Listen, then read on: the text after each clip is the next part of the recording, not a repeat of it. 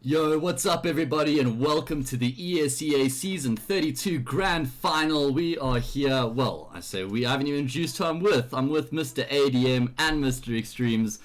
Got a nice guest in ADM, of course, the energy player, and then my standard co-caster, I think it's safe to say by now, Mr. Extremes. How you guys doing? Good in yourself? Yeah, no, I'm doing great. I suppose it probably would have been better to go one by one so that you guys didn't both feel the need to talk at the same time. It's not my thing. Yeah, of course. Like I said when you joined, normally we're talking about you. Today we're talking to you, so it's nice to have you here with us, and we get to sort of get some insight from a player's perspective, which I think is going to be quite interesting. Yeah, I think I could give a lot of insight on at least Sinister5. I'm not sure how Big 5 are going to play with two stand-ins, but Sinister5, like, I've studied them a lot. I know their playbook like fairly well, so I'll be able to tell you a few of their things. Looking forward to that. Of course, you haven't been too active with your team Energy lately. I've seen you've been playing with a couple of mixers, scrimming against Goliath and a few other teams just to try and give them some practice. Well, what's been going on lately with you guys? So with my team, we've obviously made a roster change, which will become, I'm pretty sure it's public. So we'll probably start practicing, I would say, in the next few weeks, just to start preparing for WSG, and thereafter we'll see how it goes. But I'm looking forward to 2020. Awesome. Well, Mr. Extremes, you don't need much of an introduction. You're quite used to this. Yeah, I'm quite used to this. Probably too used to this. Run of the mill. Season 32. Been here for a while. Same old. It looks like we are actually getting into it.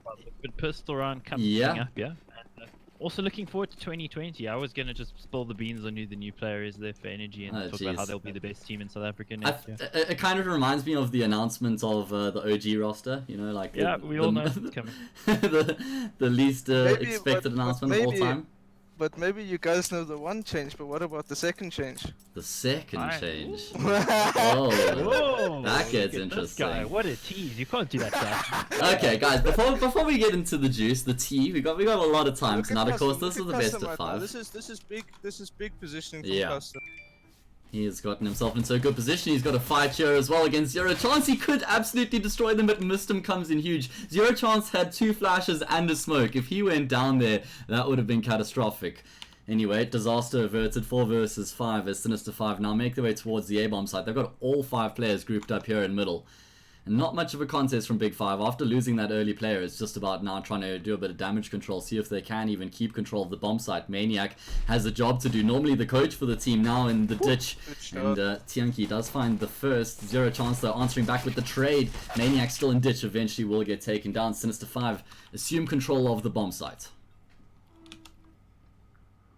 Planting that bomb is Divo. It's 2v3 at the moment. Tuckbook and old B5 alumni Spartan, one of their best players from the past. He's back here for tonight. Let's see if he can do something. Don't know if he's in practice at the moment or not. How much he's been playing, but we know he can. We know he can certainly hit things, man. Yeah, he's definitely one of my favorite players to watch. He's so flashy and he lands all those good shots. Retake being attempted here by Big5. I'm not sure if this is really worth it. I mean, in the pistol round, you're kind of compelled to go for it, but that was pretty much a death trap for Sinister5. Divo closes out the round with the double. Guys, let's not beat around the bush here. I mean, Big5 are missing their star player in Slowy. They've obviously lost Convict at the end of the year as well, and I'm not sure if Spartan's a permanent addition or not. But this is Sinister5's game to lose, right? For sure. Yep. That pistol round specifically is it's what Big5 do a lot. It's like their standard pistol, and it's actually really not a good pistol if you look at it, because if you're gonna put 3 numbers towards that B bomb site and not get information, sure, Custom got information, but that's not typically what he does. But if you're gonna put 3 numbers on B and play very passive on B and just hope that they come into you, A is gonna be very weak. Got you. Yeah, that. And you know, all respect towards to Maniac, putting Maniac alone on A or with Custom, like it's gonna be very difficult to hold any sort of breach that the T's throw, whether it's a wrap or just a lane pop or anything like that. It's going to be tough for them to hold. So is that something you sort of take into account then? You know, if you got like 1 or 2 players which is on your weaker side of the map, you want your better players there? Is that sort of what you're alluding to? Yes and no. I think they could have done a lot better in that pistol if they wanted to put 3 numbers towards B. I think they should have gotten information towards Banana and been able to rotate a lot sooner. I don't think it matters too much as to where the strengths and weaknesses are on side of the map, but I just think they played way too passive towards B there. Alright. They needed the information there. Okay, well here's the money now. Now we got a Big5 with a buy, and this is interesting. 4 from us is an M4, a wealth of utility. And of course we know that there was the change a couple days ago, maybe even about 10 days ago at this point, to the price of the FAMAS and the Galil. Also just changing the spray patterns, making it a little bit less RNG, like that Molly apparently. Oh, the pattern's still the same, it's just about the bullet variance, so it's a little bit less likely to, you know, sort of miss when you wildly spraying it like a garden hose. Jeez. Let's see if Big5 are going to be able to lock it down. Seems like Sinister5 are just probing towards the B-bomb side at the moment, maybe trying to drain a bit of util. Normally when you're in the situation as the T's in the 3rd round, the CTs don't have much money if they go for the buy, but because Big5 have gone for the 4 from us, they have a wealth of utility. So not really going to be as easy to bleed here for the T's. Sin5 are playing super standard. Like they started off with a 3-2, which is like Inferno's bread and butter in terms of default. It's the most standard thing you can get. Getting control of Banana, good from them. Not that Big5 ever contests Banana, you never see it happening. I don't think we'll see it this game. Yep. And then now they're going to go take control of middle, and if you look at the radar, like Big5 have got 0 information. Like Sin5 could do anything that they wanted and Big5 wouldn't know what was happening. Sin5's best bet right now, they don't have any flashes, so it's going to be very tough for Sin5 to win this, because that smoke just went down. Tianki has a molly also. Spartan has flashes for Tianki to go through a CT smoke. I don't see a world in which unless Big5 mess up it. Okay, this molly is good. Oh, timing. 13 seconds left here. They've been able to find the first frag, a push through the smoke here coming from Spartan, but he actually backs off. Pretty good decision from him, because his presence alone has forced Sinister5 to try and search for him. Divo will take him down his gun barrel, just sticking through the smoke. Hack'em landing such an important shot there as well to take down Maniac, and now it becomes a very difficult job for Big5, but they don't even really have an opportunity to save here, because we've got the lurk coming through the flank from Zero Chance, boxing them in. This is not ideal by any stretch of the imagination. They're going to try and save. Zero Chance has got the audio cues, but he doesn't have the shots, unfortunately. Custom able to swivel around, get the kill. Big5 not able to make it work in the first buy. At least they're going to save 2 rifles, but yeah, Sinister5, they left that one late, and ADM is probably the fact that they showed a little bit of presence towards B, but then it just went completely quiet after that, so Big5 didn't have to show any further utility. The biggest thing that I saw in this round that costed them was Spartan playing towards CT with 20 seconds left. It doesn't make a lot of sense for him to be playing there, because whether he rotates towards A and they breach A, it's going to make no difference. His timing towards A won't make any difference. He should rather be playing hard on sides with Tian, or Tian needs to be on sides already. Like Tian was playing retake B pretty much, playing towards CT, and you saw him like throw a molly and then try and get on towards sides, which, I mean, he just came out looking really bad like that. They just ran through the smoke they did run through the smoke really well there, like one through the left, one through the right. That's a really good way to do it, but big misplay from Big5 there. Big grenade as well, doing a chunk of damage there in Banana. Hack'em brought below 50 even.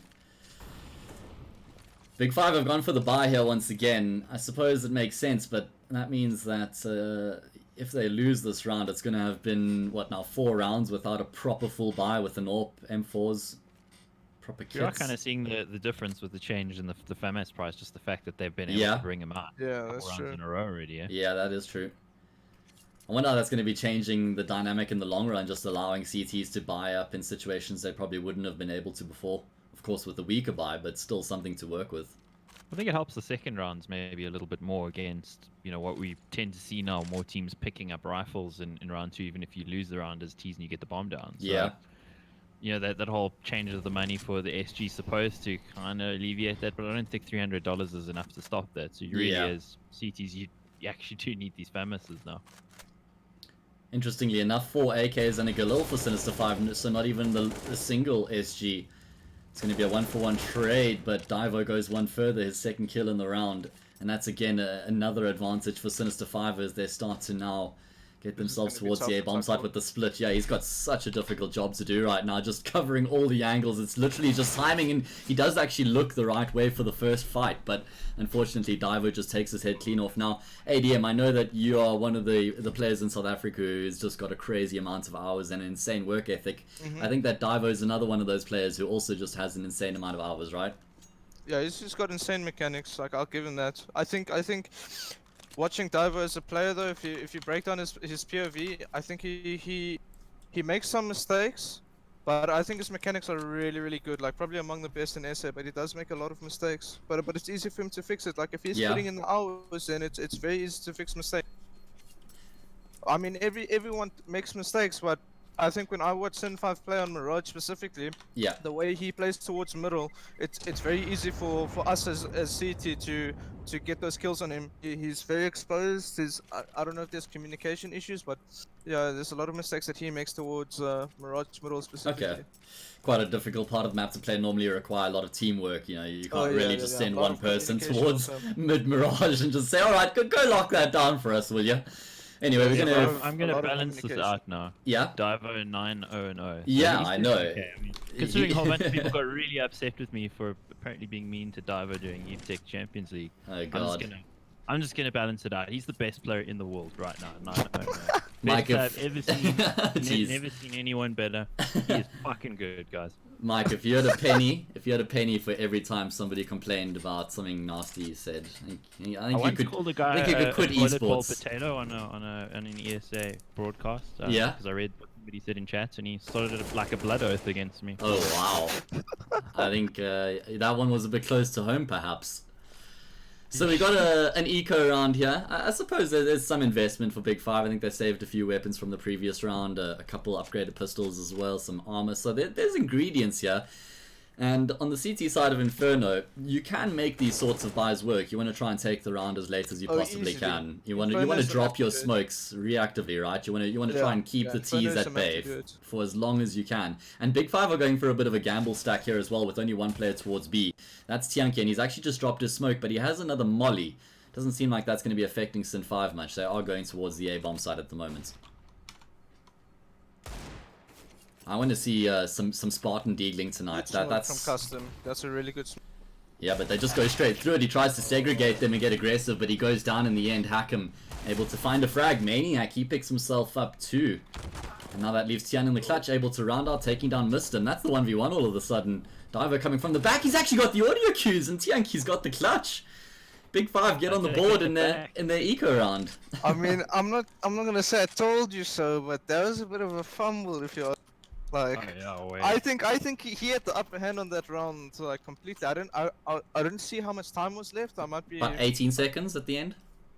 I think he panicked a little bit there. Yeah, I think so as well. Tianki, I promise you, Tianki was panicking. He had no clue where Divo could come from. He could be on site. He could be coming from middle side, and yeah, Divo gave his position away there. Yeah, the jig was up. He stood no chance. He even had his knife out, so he was absolutely sure that Tianki was going to try and head towards the A-bomb site, maybe. I don't know. Anyway, it doesn't work out. Big 5 get on the board. Spartan offing here. I don't know about this. Like, Alex is insane with rifles, but I don't know about I think I mean, custom.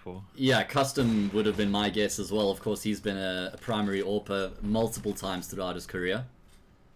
Yeah, before I even started playing, I remember a lot of people were talking about custom when he was primary opening for energy with Zeo, Stefan, or Nef. Yeah, TZ. yeah.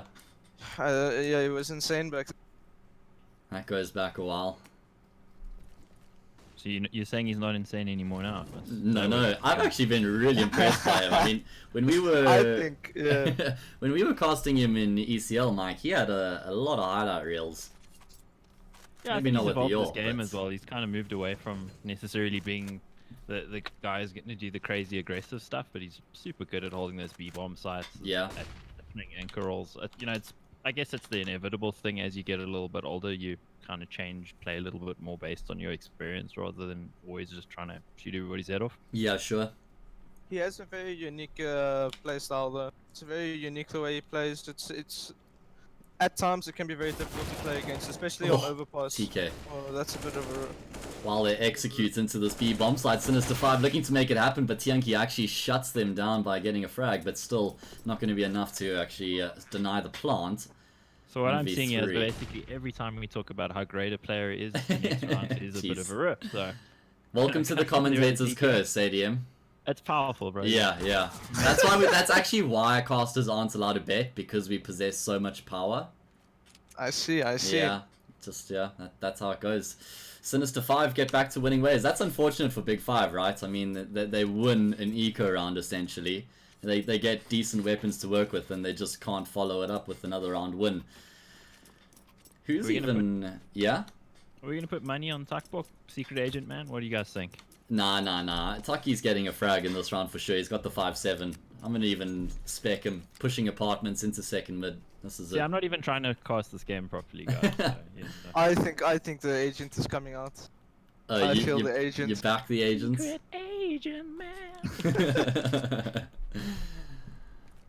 Yeah, Sinister5 have actually been playing this really default pretty much every round, and why wouldn't you? Did you see the trailer, new Bond movie trailer today? Actually, nah. Yeah, I did. Yeah, it looks pretty sick, eh? Do you think Taki could be Bond though? I mean, he never wears shoes. South African Bond, mate. Oh, yeah, I missed out his timing. But it's information nevertheless. There we go. At least they're actually able to find a 2-for-1 trade. They're going to continue to aggress. I'm not sure about that, Tianki, but Tuckbook actually does find a frag, and that also gets traded up by Mistum. Bunch of trades back and forth right now, and Big5 actually come out on top. Mistum left in the clutch. Not an unfamiliar situation for him. Mistum's good at clutching, I'll give him that. Yeah. Let's see, Caster's curse. We expect him to lose now, right? That's how exactly. it works. There we go. Now you're starting to learn the ropes. He has a smoke at least.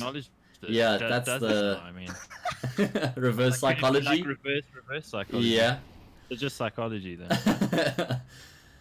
That's So irregardless, yes, Mike. Sin5 played a default this round, but they made a decision based off of zero information. They decided to split B based off of what information. They still could have been 5 CTs on Yeah. B. They did play default, yes, but they didn't effectively play to it at all.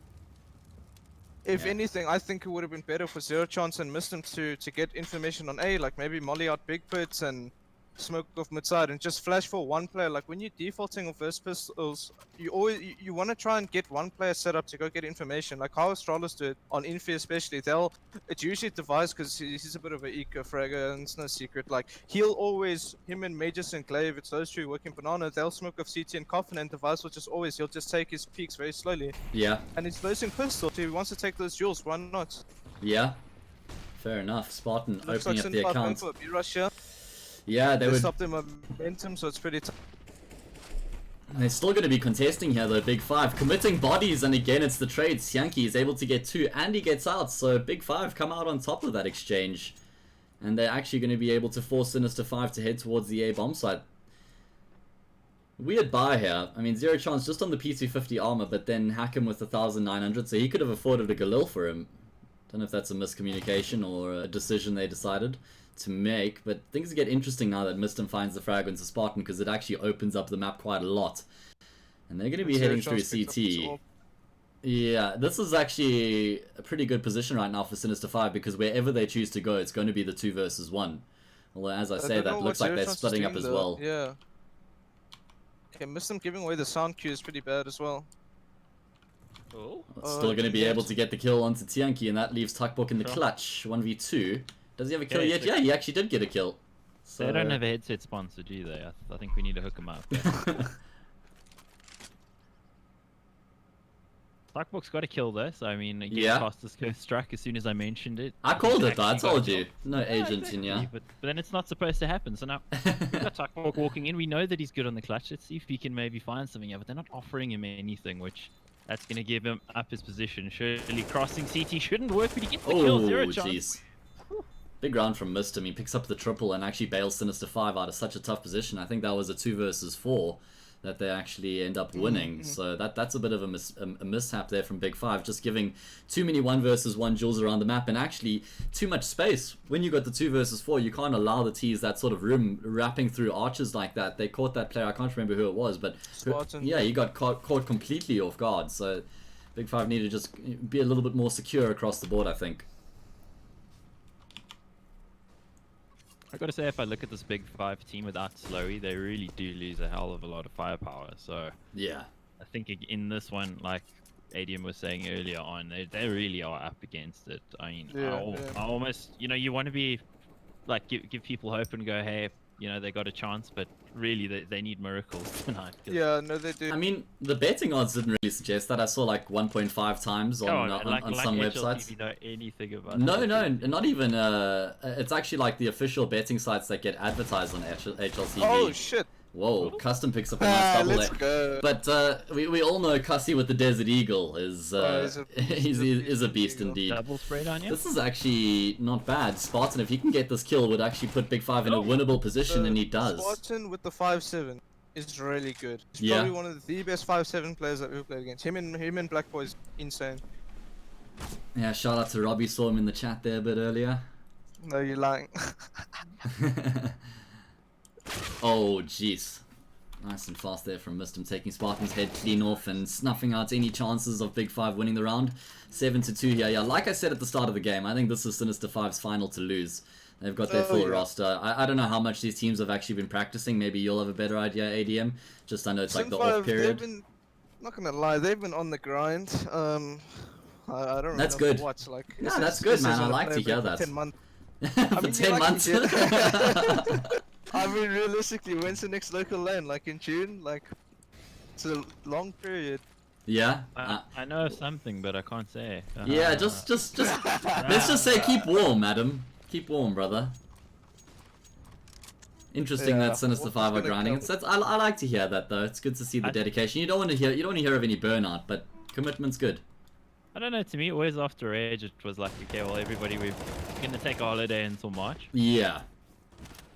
Execute coming into the A bomb sites, and actually Big5 doing a pretty good job of shutting it down. 2-for-1 trade, and Tuckbook been able to get under the balcony, finds himself another, and that makes it a one-dimensional hit now, as it's just Flexi and Mistum remaining. Flexi actually going to be able to take down one. He knows where Spartan is, and that smoke still has a bit of time, but as he gets a bit more passive, I don't think his chances are looking too good.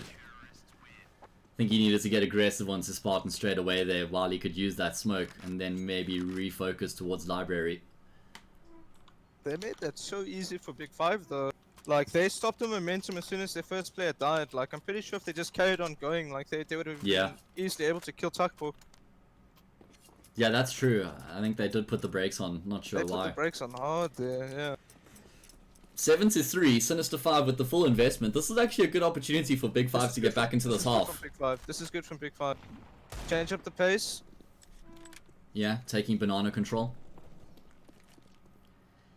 Like I said though, they've got a big advantage in this round.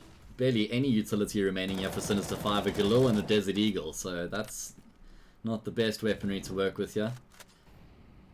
That's why they're probably keeping it simple, right? I mean, you don't really have the option of faking or doing anything too elaborate when you've only got 100%. a smoke, a flash, and an HE. Locally, it's very simple to have these rounds where you have 3-4 rifles where you just contact areas specifically towards banana. You let them use their util, let them take control of banana, and just use one flash to retake control of banana. Locally, people they overpeak a lot. They like to take fights. Yeah. And it's very easy to capitalize on that. Okay, so you punish that then, right? You're looking for those players who are taking fights and you're trying to take them down. A lot of damage. Whoa! Oh my god! So much damage done by the fire. Tuckbook and Custom getting the job done towards the A bomb sites. I don't like this at all from Sin5. Like, I think lane is the worst place to go in this type of round. You're not going to be able to take fair fights. You're always going to be running into two CTs that are playing together, like on B or even long or N2. Like, it's so much easier to get a heads up duel on one player. Yeah, that's true, right? I mean, normally on B, towards... you can have a guy playing CT or cop. As soon as he spots you, he's just going to smoke and go away. You're going to make him scared and stuff like that. At Comic Con, we did that a lot versus Big5. Whenever we lost pistol on overpass, like all 5 of us, we just walked through bathrooms and I got a 2K on Slowy and cut. We did the same on Infi versus him. Oh geez, Spartans ended up on top of a couple here. This is the eco. Oh god, Jesus, Spartan. Oh my god, Jesus, Spartan. What are you doing, man? I said it a bit earlier. The man is crazy with the Desert Eagle, and he's living up to expectations. That kill on the guy sandbags though.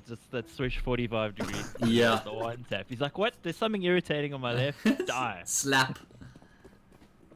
Wow. That was beautiful. Welcome to the game, Spartan.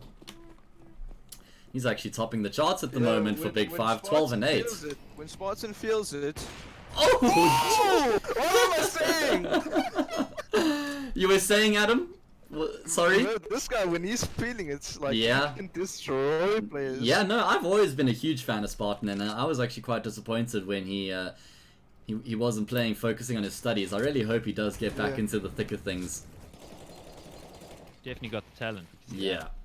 I'm not short of that. I think Big5 would be lucky to have him as a permanent addition again. I think it also just gives them something more of what they kind of lack in a lot of ways, because they play a very sort of slow default CS a lot of the time. Yeah, maybe like the spark plug. Yeah, I mean, they've just got Slowy really, who's like there to open, to clutch, to kill everything, basically. Yeah. So he's going to get another guy aggressive here. Oh, missed him just holding down the angle. It's actually going to be an easy frag, and now that puts so much pressure on Tianki playing in second. Oranges, death from above, missed him. 14 and 7 at the moment on an absolute tear. The thing is with Slowy though, he can be the guy who wins you the game, but he can also be the guy that loses you because he's a player that takes a lot of gambles, and more often than not he comes out on top. But those times when he doesn't come on top, like they could have 2-0'd us at Comic Con very easily. But on overpass we specifically kept on reminding the A players that Slowy is just gonna walk through long, because it's what he does a lot of the time. Like their T side has Slowy just running up long all the time, and sure it's gonna win you around like here and there, but if you're aware of it, like if you've spoken about it, it was very detrimental for them. The fact that they were relying that so much, it just didn't pay off. Yeah, I gotta agree with that. Actually, it's something we saw a lot from doing ECL as well. If I think back to Train, I mean, he would pretty much on T side solo towards IV the whole time, and once guys started to figure that out, it didn't work. Yeah, Train was one of the maps that they didn't play for very long throughout the season. I can't remember who, but they got absolutely dumpstered by, I think it was actually Sinister5, wasn't it, Mike's like 16-3 or something during the season, not even in playoffs, and then after that they just vetoed it against they just vetoed it against everybody else after that. I kind of seem to remember the Sinister5 team suddenly getting a lot better when Mistim joined, and then he was arguing with me on Twitter about how one player doesn't make a difference. I was like it's not awful. It's a debatable point for sure. Like, I mean, if you want to take Robbie joining the NH in 2017, that one player made the biggest difference ever. Like, that was a team that couldn't touch Bravado at all, couldn't even get double digits, and all of a sudden in a BO5 they just threw them like 16-4 and 16-2 and whatever. Like, one player, sure, when you look at it like that, but when you put context into it, like, Robbie's got a lot of experience to bring to 4 other players, so like, maybe one player isn't going to make a difference. One player is going to improve 4 other players, and that could make a big difference. Yeah, absolutely, especially with that kind of experience. Oh, Spartan somehow gets the shot over his teammate's shoulder. I actually thought that was going to be like the double kill. TK and a frag for Spartan anyway. He does catch a grenade, but he still holds on the angle. Got some support coming through from Tianki. We threw the smoke. Oh, that's an interesting smoke from Tian.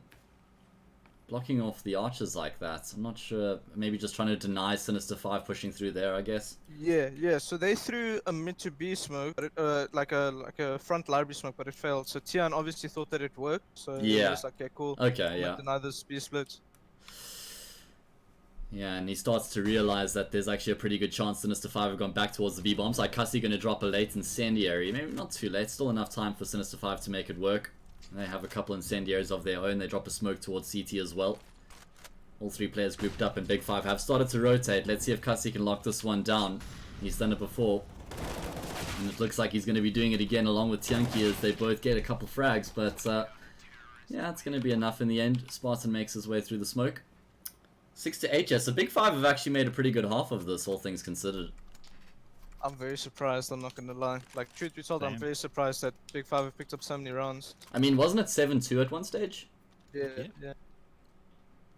I like what you were saying there, Adam, when we were talking about how if one player can make a difference. It's the context side of things that matters so much. It's about what that guy actually brings aside from just the frag. In the case of a guy like Miston, I think the thing they lacked in a lot of ways was fragging. You've got a guy like Zero Chance who doesn't do a lot of it. You kind of do need a guy pop off, right? I'm not allowed to say that, but I mean, yeah, I get you. Come on, we know it, bro. We know it. Yeah, I mean... Anyway, Miston, 1v4. Let's see if he can make a difference here on his own. Gets one kill. Let's see if he can find a little bit more. He's got the HP for this, surely. Yeah, and he's got time as well. There's so much time left on the clock, and he's gotten himself the B-bomb site, but all three of these Big5 players are converging on his position. He's actually going to be able to take down Maniac, who is getting way too aggressive there. No need for Richard to have been pushing forward, and actually, like I said, with all the time left on the clock, Mistum has a bunch of options at his disposal, and he's actually going to head straight towards the A-bomb site, and it doesn't seem like Big5 have caught wind of this. Are you calling it, Adam? Is it happening? 100%. It's very winnable for him at this point. It was a 1 versus 4 at one stage, and he's just committed fully, and in fact, Tuckbook might lose his life. Yo, they're going to spot each other just in time. Mistum continued to push forward here, and actually going to get taken down. I thought he had Tuckbook for all money there. Yeah. No, he did the right thing. I mean, yeah. Tuckbook actually probably shouldn't have gone for that fight on his own. Yeah, but, for sure. Knowing Jan, though, he's probably had a few GNTs, he's enjoying, you know. Jan's a very chilled guy. Guys, let me know if the stream's stuttering. I got a message from a friend. I don't know if it's his internet or if it's the stream itself. Are you guys, do you got the stream open in the background? No, not adding to your viewership. That's not what I want. Oh, actually, you know what? Just bump it up a number there, will you? Okay, fine. No, in all honesty, guys, is anybody else experiencing a bit of a stutter? Just let me know. I don't know if there's anything I can really do about it, but it would be good to know. Into the second half we go. Only a 1 round advantage. It is? It is, Matter. Looks like it's dropping packets or something. When I check the frames, it's on 0%, so... I mean, the drop frames. And my frames are running 120. So... don't know what that's about. Maybe try it. Do you want to clap it a restart quickly while we're on the... This approach from Sin5 is 10-folds better than Big5's in my opinion. They have the... oh, okay, this is a bit wild. Could it be the... but I like it though. The bitrate? I got it at 6,500. Nah, should be fine. Let's talk about the round hack of there. Oh, just hacking heads off. Jeez, look at that guy. Yeah, 2 great one-taps, getting aggressive down middle. Looking for some more here as well. Flexi trying to add to his tally. You guys take it away. I'm just going to see if there's anything I can do to improve the stream. I mean, I'm not a caster. Extremes go for it. Okay, Diver coming in with a kill. 0 chance with a rare frag there, as we were mentioning earlier. I'm just going to point that out. Make ADM lost. Oh, that's fine. Maniac, though. Coach Maniac. He's subbing in. Usually you go sub me in, coach, but the coach has subbed himself, and he's not hitting anything, though, and he's in a bit of trouble now. Gets planted in the ground. One of the nicest guys in South African CSGO. Oh, Didn't you love deserve him. that end. Love Maniac. Yeah. Great guy, great guy. I've played a lot of matchmaking with him. Yeah, he's a good... Yeah, actually, I've got an interview lined up with him. In fact, when I say lined up, he sent me all his answers about 3 weeks ago, but I just got busy with exams and then I went on holiday. So it's going to come. It's got a lot of information as well. He gave some great insight into the life of the coach. So, you know, follow me on social media at HazeCastings if you want to check that one out. So just so you guys know, I'm a real big fan of 0 chance. I just like giving him shit. That's really what. You're just trying to cover your bacon now? Cover my bacon. Well, my bacon is always my own, bro. Nobody messes with my bacon. No one touch my bacon. Yeah, no, piss off. Everyone has a right to their opinion, though. Like, it is what it is. If someone doesn't like a player, like that's fine. Everyone should respect that.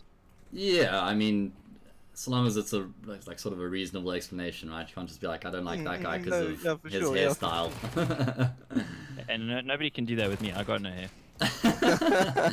So, I mean, while we go over downtime here, ATK with a great result against North today. Swift 2-0. I don't know, do you think North are going to survive? No, No ways, right? Coming, 100%. Who's the next Danish player they're going to recycle? Like, you know, bring Nico back into action or something? The Danish Nico, of course. I have no clue. I think the best available Danish player has to be Config. I've always admired him. Well, he's not available. So he's good. in Complexity. Yeah. Oh, shit, right, the Juggernaut team. Yeah, and now we've got the Colossus as well. I don't know if you saw that. OG. Yeah. OG, yeah. So we'll have a Colossus versus Juggernaut. You I guys see think, those announcements? yeah, Jeez. yeah, dude. I think Alexi B is a great player. Valde as well. Yeah, me too. Personally, I think ESEA is a bit questionable. I'm pretty on and off about him. Like, I could compare him to a diver, you know. Insane mechanics, but decision making wise, like, sometimes it looks like he plays for a bit of a KPT style. Like, it's hard to say. That Mansu guy, we scrimmed him. Actually, we scrimmed his team, and he's a very insane player. Yeah. So someone to look forward to. And who's the fifth? NBK. NBK. Oh yeah, I'm personally not a fan of NBK.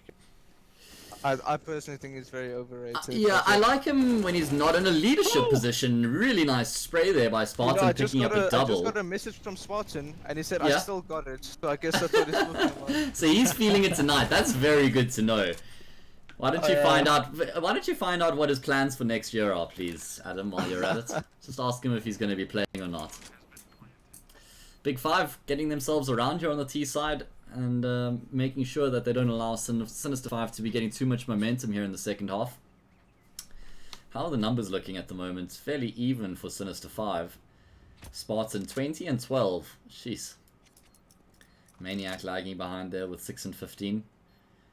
I assume he's going to be going back into the coach role, and Big5 are going to be picking up another player to fulfill that spot, and that's assuming Spartan's not staying, obviously, because Slowy will be returning. I kind of like the idea of Destroyed. I think that he's somebody that some teams could be considering.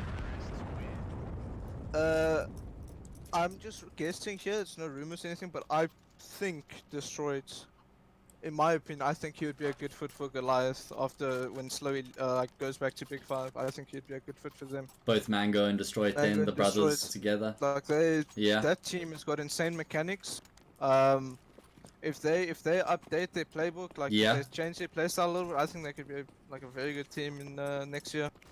Yeah, they're just gonna need time together, right? Yeah, for sure. When we were playing those mixes against them, they were still playing the bravado style of CS, which once you know what it is, it's very easy to play against. So I know they know that, and I know they're gonna change it next year. What do you think of their chances at DreamHack New Delhi? Can I be honest or not? Yeah. I want the brutal honesty. If I'm being 100% honest, I don't think they're gonna do well at all. Really, we've been scrimming against them and they haven't impressed. Really, I know, we scrimmed a lot overseas. Like we must have scrimmed 20 maps overseas. Yeah, I saw. Played those 3 officials. Yeah. It is very tough to play overseas. Like it's not easy at all. I think top 4 should be their goal. And you know, Pro 100 and HR are obviously going to be very tough games for them. But I think they may have what it takes to be competitive against the other teams. So, anyway. Yeah. Spartan, seeing if he can try and make something happen here towards Archers. He's got the bomb, and there's not much time remaining here for Big5 to work with. And they don't really have the best positioning either. They've been able to get top mid control, but that's about all they have to show for. All these 3 players are going to be pushing through lane here, trying to get themselves onto the bomb site. 22 seconds left. Molly in towards the broken wall is going to be taking on Hackham, but still up against the clock with Mistim right in their proximity. Should be able to shut this one down. He takes down the first, but the trade's there. Luckily, Flexi had rotated across in time. Yeah, so I think we should actually talk about DreamHack Delhi a little bit more. Yeah. You mentioned Pro 100 and Hellraisers, very good teams in the context of the event. I mean, not very good teams in the context of World Counter-Strike, but yeah. I mean, that applies to anything we're talking about at our sort of relative level. But you know, I think those guys are going to be who's fighting it out. The problem is the rest of them. It's kind of hard to tell. I mean, that one team Yellow's got a couple guys who are in ESL Africa. Remind Yeah, me, that Keops guy, Keops, yeah. and that guy is freaking insane. I mean, he was one of the most impressive players. I didn't even see that Keops is playing at that event. That's really cool, Mike. Yeah. So I mean, I think that team will probably be like more than a match for Goliath. If I look at those names, those are some experienced players from North Africa and the Middle East. Yeah. You look at the Indian team. I mean, it's the ex-Entity guys, if I recall. Yeah. So I mean, there's a couple of guys there who were in the final last year against Bravado. So there's again some experience. So I think for Goliath, especially with the fact that there's no Detra, need to give them that experience boost, and obviously the change of lineup. It's going to be really, really. I think so as well. Big5, they've gone for the eco bar tuckbook on the hero AK. ADM, I want to chat to you a little bit more about that at the end of the round, just with the action going down. Let's see if Big5 can get themselves towards the bomb site. Doesn't look good at the moment. It's only tuckbook and custom remaining, and Cussie's hurting. Only 30 points of health. They've been able to get across into the bomb site, but they don't have anything to show for it. Just tuckbook remaining on that hero AK. He's got the bomb and he's got some time, but he doesn't have a head. Zero Chance takes that clean off. Now, ADM, I want to ask, what's your opinion on the hero AK when the rest of the team is saving? I think it's a no-no, to be honest. I think if you're saving, you need to save together. But for me, a hero AK can be if one of your players has got 5k and the rest of you have got 2k, let the guy buy an AK because he's gonna have the same amount of money as you. Now look at Tuckbook on a Mac 10 with one Molotov. Like, I think that was just a misbuy. Like, I think the Big5 boys are just having a little bit of fun. They have 2 stand-ins, you know, it's very rough for them. Yeah, exactly. They're doing pretty well compared. Oh, 100%. You look at it, I thought this game would be over by now, you know? Yeah, me too. Yeah, let's keep in mind we've got a best of 5, boys, so we're in for the long haul. I hope you're going to be keeping me company throughout. I'll definitely stay, 100%. Oh yeah, that's what I like to hear, Adam. Mike, yourself, are you committing, Mike? Nah, dude, I'm keeping my options open. You want to see how deep this one really goes, and if Spartan keeps hitting shots like that, then we could be in for a longish evening. Of course, Sinister5 do have the one map advantage. Spartan and the spoiler position, like that is an iconic duo. Him and the spoiler position, you'll see him here every single round. Very good at playing. Yeah, apartments in general, right? There we go. Oh, Jesus, can you actually? I love it. Power, Mike, aren't you glad that he's actually starting to feel it and experience it? Feel the hate. Yeah. It's a real thing, so man. at least now I know when I lose a round. Yeah, you can just said, oh, we're gonna win this round, so we just lost it. I'll be something like ADM, one of the best players I've ever seen in South Africa. Look at this guy, look at him go. Talking about looking at him go. Yeah. Oh no, how has Flexi actually been able to get so much? But he's only on 18 health, and Zero Chance actually comes through in the 11th hour. Wow, that was actually really close in the end. Big5 made Sinister5 work hard, but of course that was a bias. So they don't have any money left. 13-8. This is starting to reach last chance saloon for Big5. I feel like this cast is not at my usual level, and I think it's because I'm not drunk, man. Oh, is that what it is? Yeah. Alright, well, I mean, there's still enough time to make up for that, Mike. I'm sure you got some gin in the fridge. Oh. No, bro, I didn't leave the house over the weekend. Oh, well, that's that then. I got problems, man. Well, yeah, it's actually quite fun just to do a bit of a laid-back cast, I must say. I'm enjoying it. When Trevor and I did a laid-back cast when Sinister5 were playing for Vado, it was so much fun. A little bit of roasting shit there, like not roasting, like banter, you know, like it's accurate. I enjoy it. Flexi with the AWP this time round, able to get a pick. You must imagine that's a spawn-based play. Oh, nice shot from Cussie. That was insane. That was insane, really quick. And actually Spartan able to chase down Flexi, and Hackham's going to get taken down as well. Sinister5 struggling in these anti-eco rounds. Now there's an AWP all of a sudden, and M4 has been retrieved by Tian. Custom just getting caught off by the timing there. That's super unfortunate because now this becomes way more winnable for Sinister5. They've got a molly and a flash. There we go, Mike. Great minds think alike. Look at that, look at that. Don't know if they got this though. Yeah. I'm on the fence on this one. Eh? Fairly low HP. It depends if Tuckborg lands a shot and gets the kill straight off the bat or not. Mistum going to be the first point of contention, and there we go. Tuckborg does take down Zero Chance, but Mistum still having a crack at this.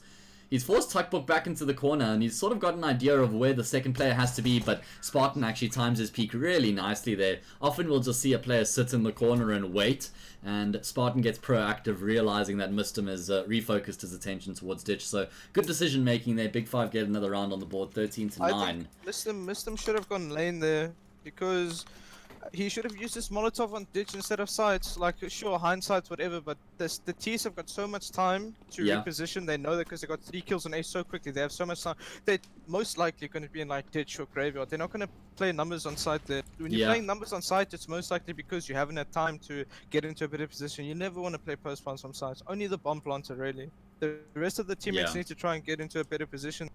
And he could have used that flash to maybe flash towards balcony for zero chance to maybe run out and done some work there, but hindsight, I guess. I don't. Yeah, 2020.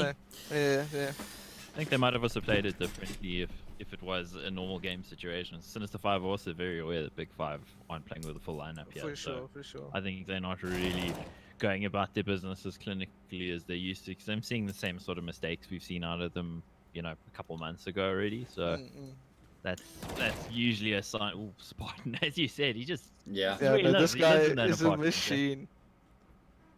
Very nice guy, Alex also. Yeah. I recall him always being a really sort of fiery personality, gets really passionate, gets into the banter in the game. He's definitely the guy that insults you for fun, you know? But I used to play with him, so I remember that very well. He's definitely a guy that's got a bit of a loudmouth, but you love to hear it, though. It's always entertaining to hear Alex insult people. Not so much when it's yourself, though. Yeah, can identify. I love to see Tuckbook on the op. It's like a squirrel on cocaine, you know? Just flicking everywhere. That's the COD background, man. Oh, you love it. The guy is, one of the most hyped players when you He's just flicking everywhere, I love it. Yeah, left, right, and center. So 13 to 10, Big5 get themselves to double digits. They've got I'm surprised. I'm big surprised. Decent Big5. economy. Not 10 rounds. Not going to be the best buy here for Sinister5 either. They can afford the glass cannon AWP, but I'm not sure if they're going to go for that. Is there a chance? Scary, dude. Is there a chance? Yeah, they're going to actually go for the double save. It looks like conservative decision. I prefer that in this position, to be honest. I think like the serious hat is on the head now. I think they're like, okay, shit, they got 10 rounds. Let's pick this up. You know, something that's actually been happening quite a bit to Sinister5 recently, and when I say recently, I mean specifically I'm referring to Rage and at Comic-Con. They were consistently getting themselves into good positions in games that they just didn't go on to close out. Like, they would be 14-9 or 14-8 ahead and end up going into overtime or actually even losing the game. So they even had one of those games against WRG at Comic-Con in the first map. So and that was Dust. I think they were literally up like 14-2 or something, and they lost the map. So they definitely need to get better at closing out their games. But with time and experience, I think that will improve. Renegades 2015 to 2018. Liquid as well at a time. Chokewood, if you will. Don't even know if that's entirely gone, but you know, I guess the situation the last weekend wasn't really their fault. You know, saying that you get a flight if you don't 2-0 the final. That's not a good mental space to be in. Meanwhile, Mr. Oh, he dinks him. Yeah, nearly gets the second kill there. Tianki's actually had quite a few impressive kills so far this evening. Tuckbook needs to molly car right now for Tianki. This is risky for Tian. Oh, Custom takes an elongated fight there with Divo and Flex. He gets a kill with that M4. This is becoming winnable for Sinister5, and especially because Big5 are taking their time to head towards the A bomb site, and in fact that time is going to be costing them. How is Flex even able to get both of those players? And oh my word, that is disastrous for Big5, dropping the ball in anti-eco. Yeah, well, I didn't even see what... Did they know that Flexi was in second middle there before he got the double, obviously? Is that why they were playing so slowly? Why were they playing so slowly? Because there was a Big5 player on the A bomb side already. I don't know why they were walking. Anyway. You also saw the flank coming in. I mean, neither of them turned around despite those two players like running like elephants. So again, if you're watching this and you're from a headset company, Big5 need your help, guys. Mike, maybe you could put them in touch with somebody, you know, being from the sound industry and all. I could headset sponsor them actually, but I'm not.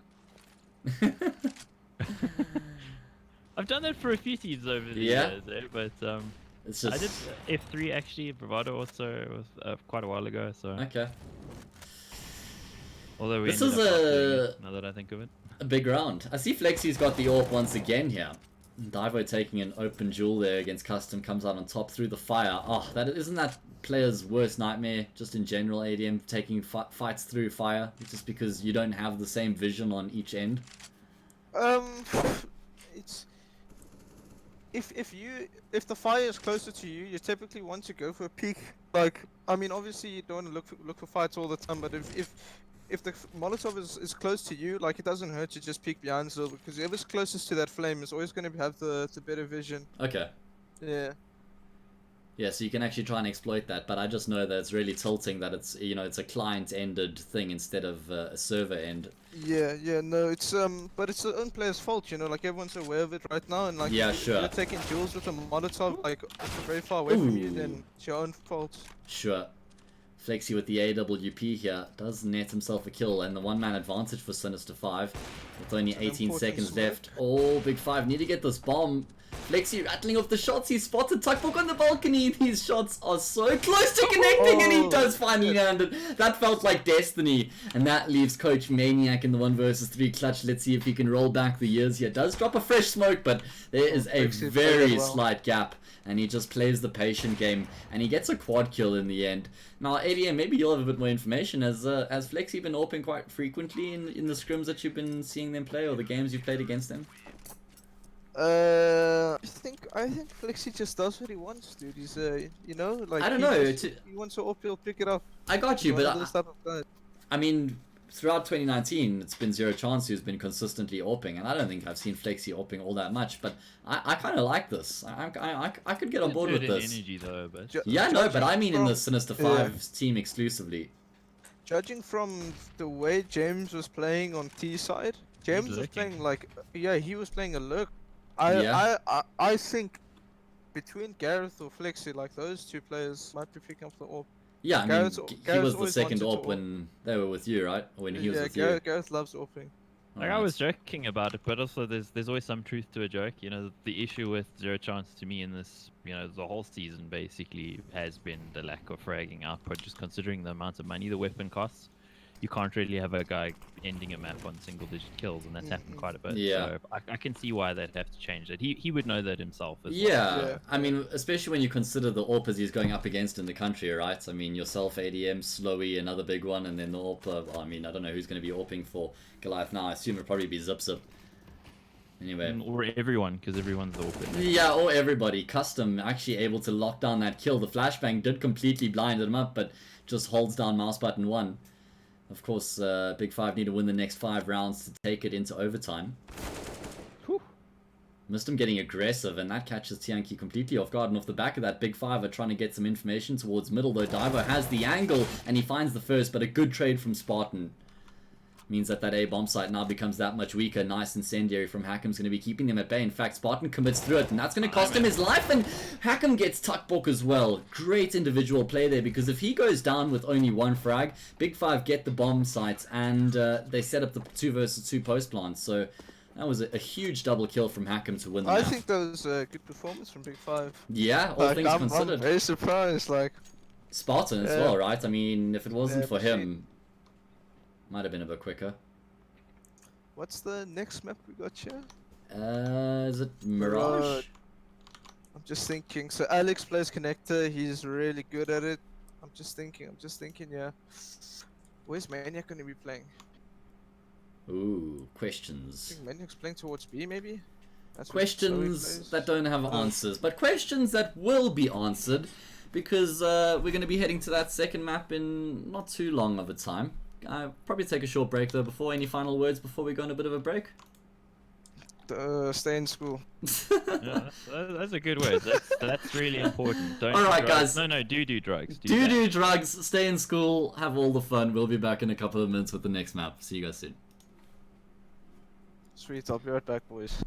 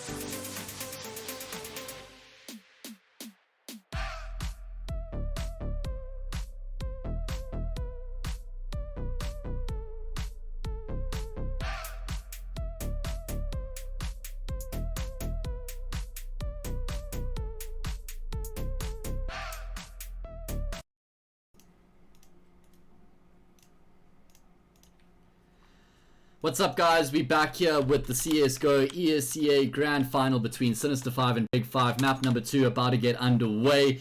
Of course, Sinister5 picked up the first map, Inferno 1610. They're now on the CT side. I'm joined by ADM and Extremes. Welcome back, guys.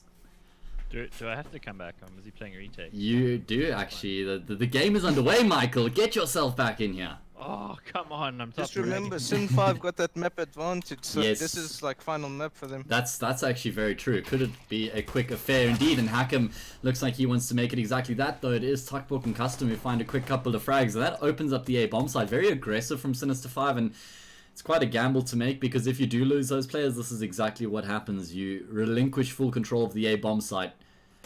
And Custom's going to continue to take names as he picks himself up a double. Only Flexi remaining in the 1 versus 3. And he doesn't have much health.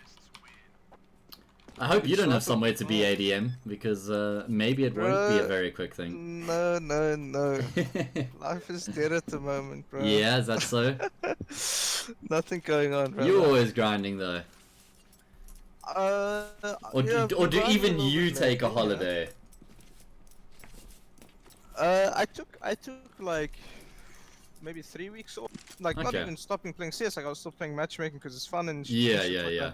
But just like the serious stuff. Yeah.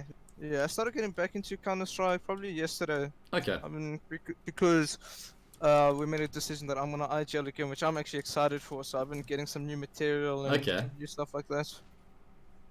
Yeah.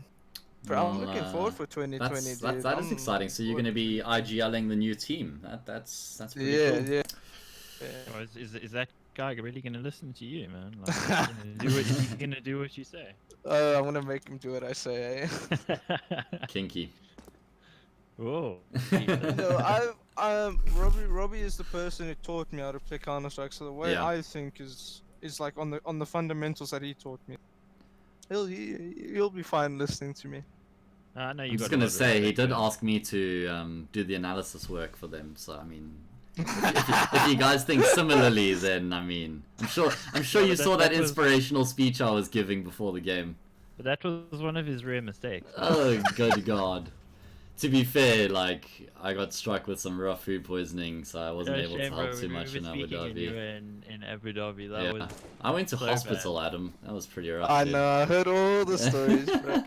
Anyway, we got a force buy here from Sinister5, and they've actually been able to find the first frag. Flexi there towards the apartments gets one with the CZ, and they could actually make something of this chaos now on the B bomb site, and missed him just goes absolutely huge. A triple with the CZ.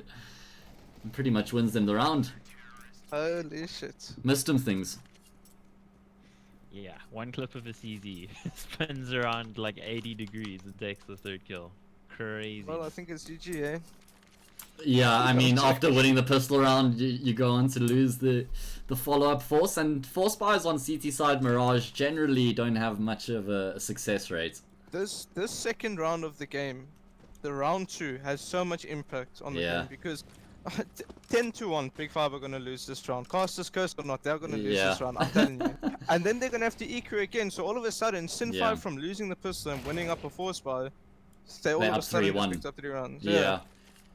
Imagine, I mean, like that second round has really been affected a lot. Oh by yeah, it's huge. The guns that they've made, you know, because we had the SG that affected things massively. Yeah. Now we got the changes with the Gilil and the AUG as well. At the moment that is about to go down. Yeah, the significant change was like the most one was the economy becoming from instead of 1400 becoming 1900, and like that yeah, it makes the early game like very like you have a lot of pressure on you to play very cautiously.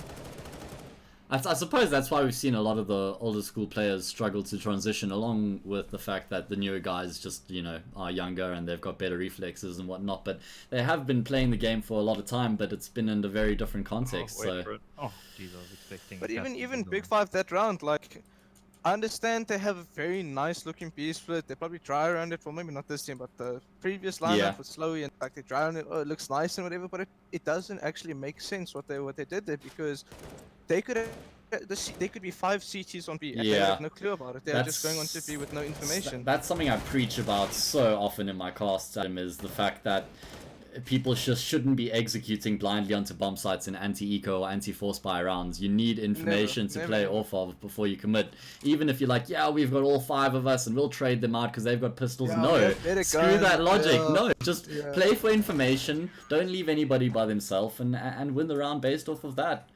No need to make unnecessary commitments. Yeah, I see that. Has to be Flexi. Yeah, I didn't even. I didn't even see the name, and I knew it was Flexi because he always has internet issues. You know, Matt, like it's literally a thing that goes back like 4 I know. That's why I knew. Every time I've casted, Flexi disconnects at least once. Yep. That's crazy. So we got some time now, so I guess we can turn this into a podcast if it hasn't been in. I'm keen to be on a podcast, dude. I got information for days. I know the scene. Let's go with the juice. Back and forwards. Ask away, lads. Okay. You wanna know who's joining Sin5? I'm not. See, the problem with having the juice is you have to share it, man. No, I think we should actually talk a little bit about ATK because obviously they had a really big victory against North today. To me, like what I find interesting about it is I think it's one of the most significant victory that Sonic and JT have had in their career because of where it is, because it's at ESL Pro League. But again, as we were saying, context matters a lot. So to me, where it is why it's significant. It's not that they beat North, because North are pretty bad right now. I mean, like all things considered, they should be better than ATK. Yeah, but it's also North in Denmark. Yeah. Keep that in mind. Well, Danish teams in Denmark don't win, we know that. I know, but I'm saying it's always a bit daunting going up against a team in their home ground. Is ATK playing G2 or G2. G2. Yeah, they actually dodged a bullet because that G2 should have won that. They were up 15-10 and they choked. Yeah. The thing is, like G2, that Nexa guy, he's a god. Insanely smart. And Hunter as well. Smart. Yeah, mechanically Hunter is gifted. He's godlike. The Kovac brothers, right?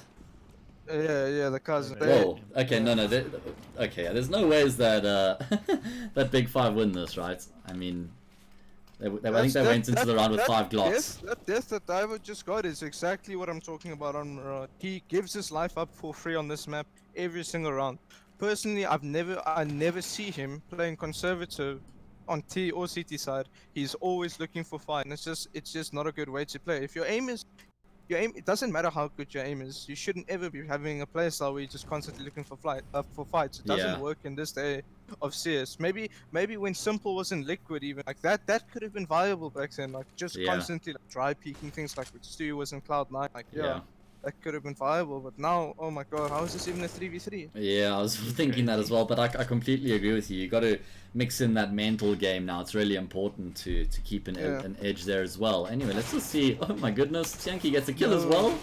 Okay, every time I swap to somebody, they died. So I just witness people dying. And so the thing that I've said a lot in costs is something I actually stole from TC, because like the brief amount like year that I played, he helped us out a bit because the team I was in, SSG, he used to be in. So and one of the things he said was never take a fair fight. Always like shoot somebody in the back of the head, or shoot people that are flashed, or just like don't go for fights if you not giving yourself some kind of leg up to actually win them. And I think that's pretty true, like exactly what you're saying there, Adam. There's no reason to just run out of connect and fight people. It's really taking a gamble. Sometimes you'll look amazing, you'll run out, you kill 2 people. Other times there's an AWP sitting top mid and you die instantly, like round after round.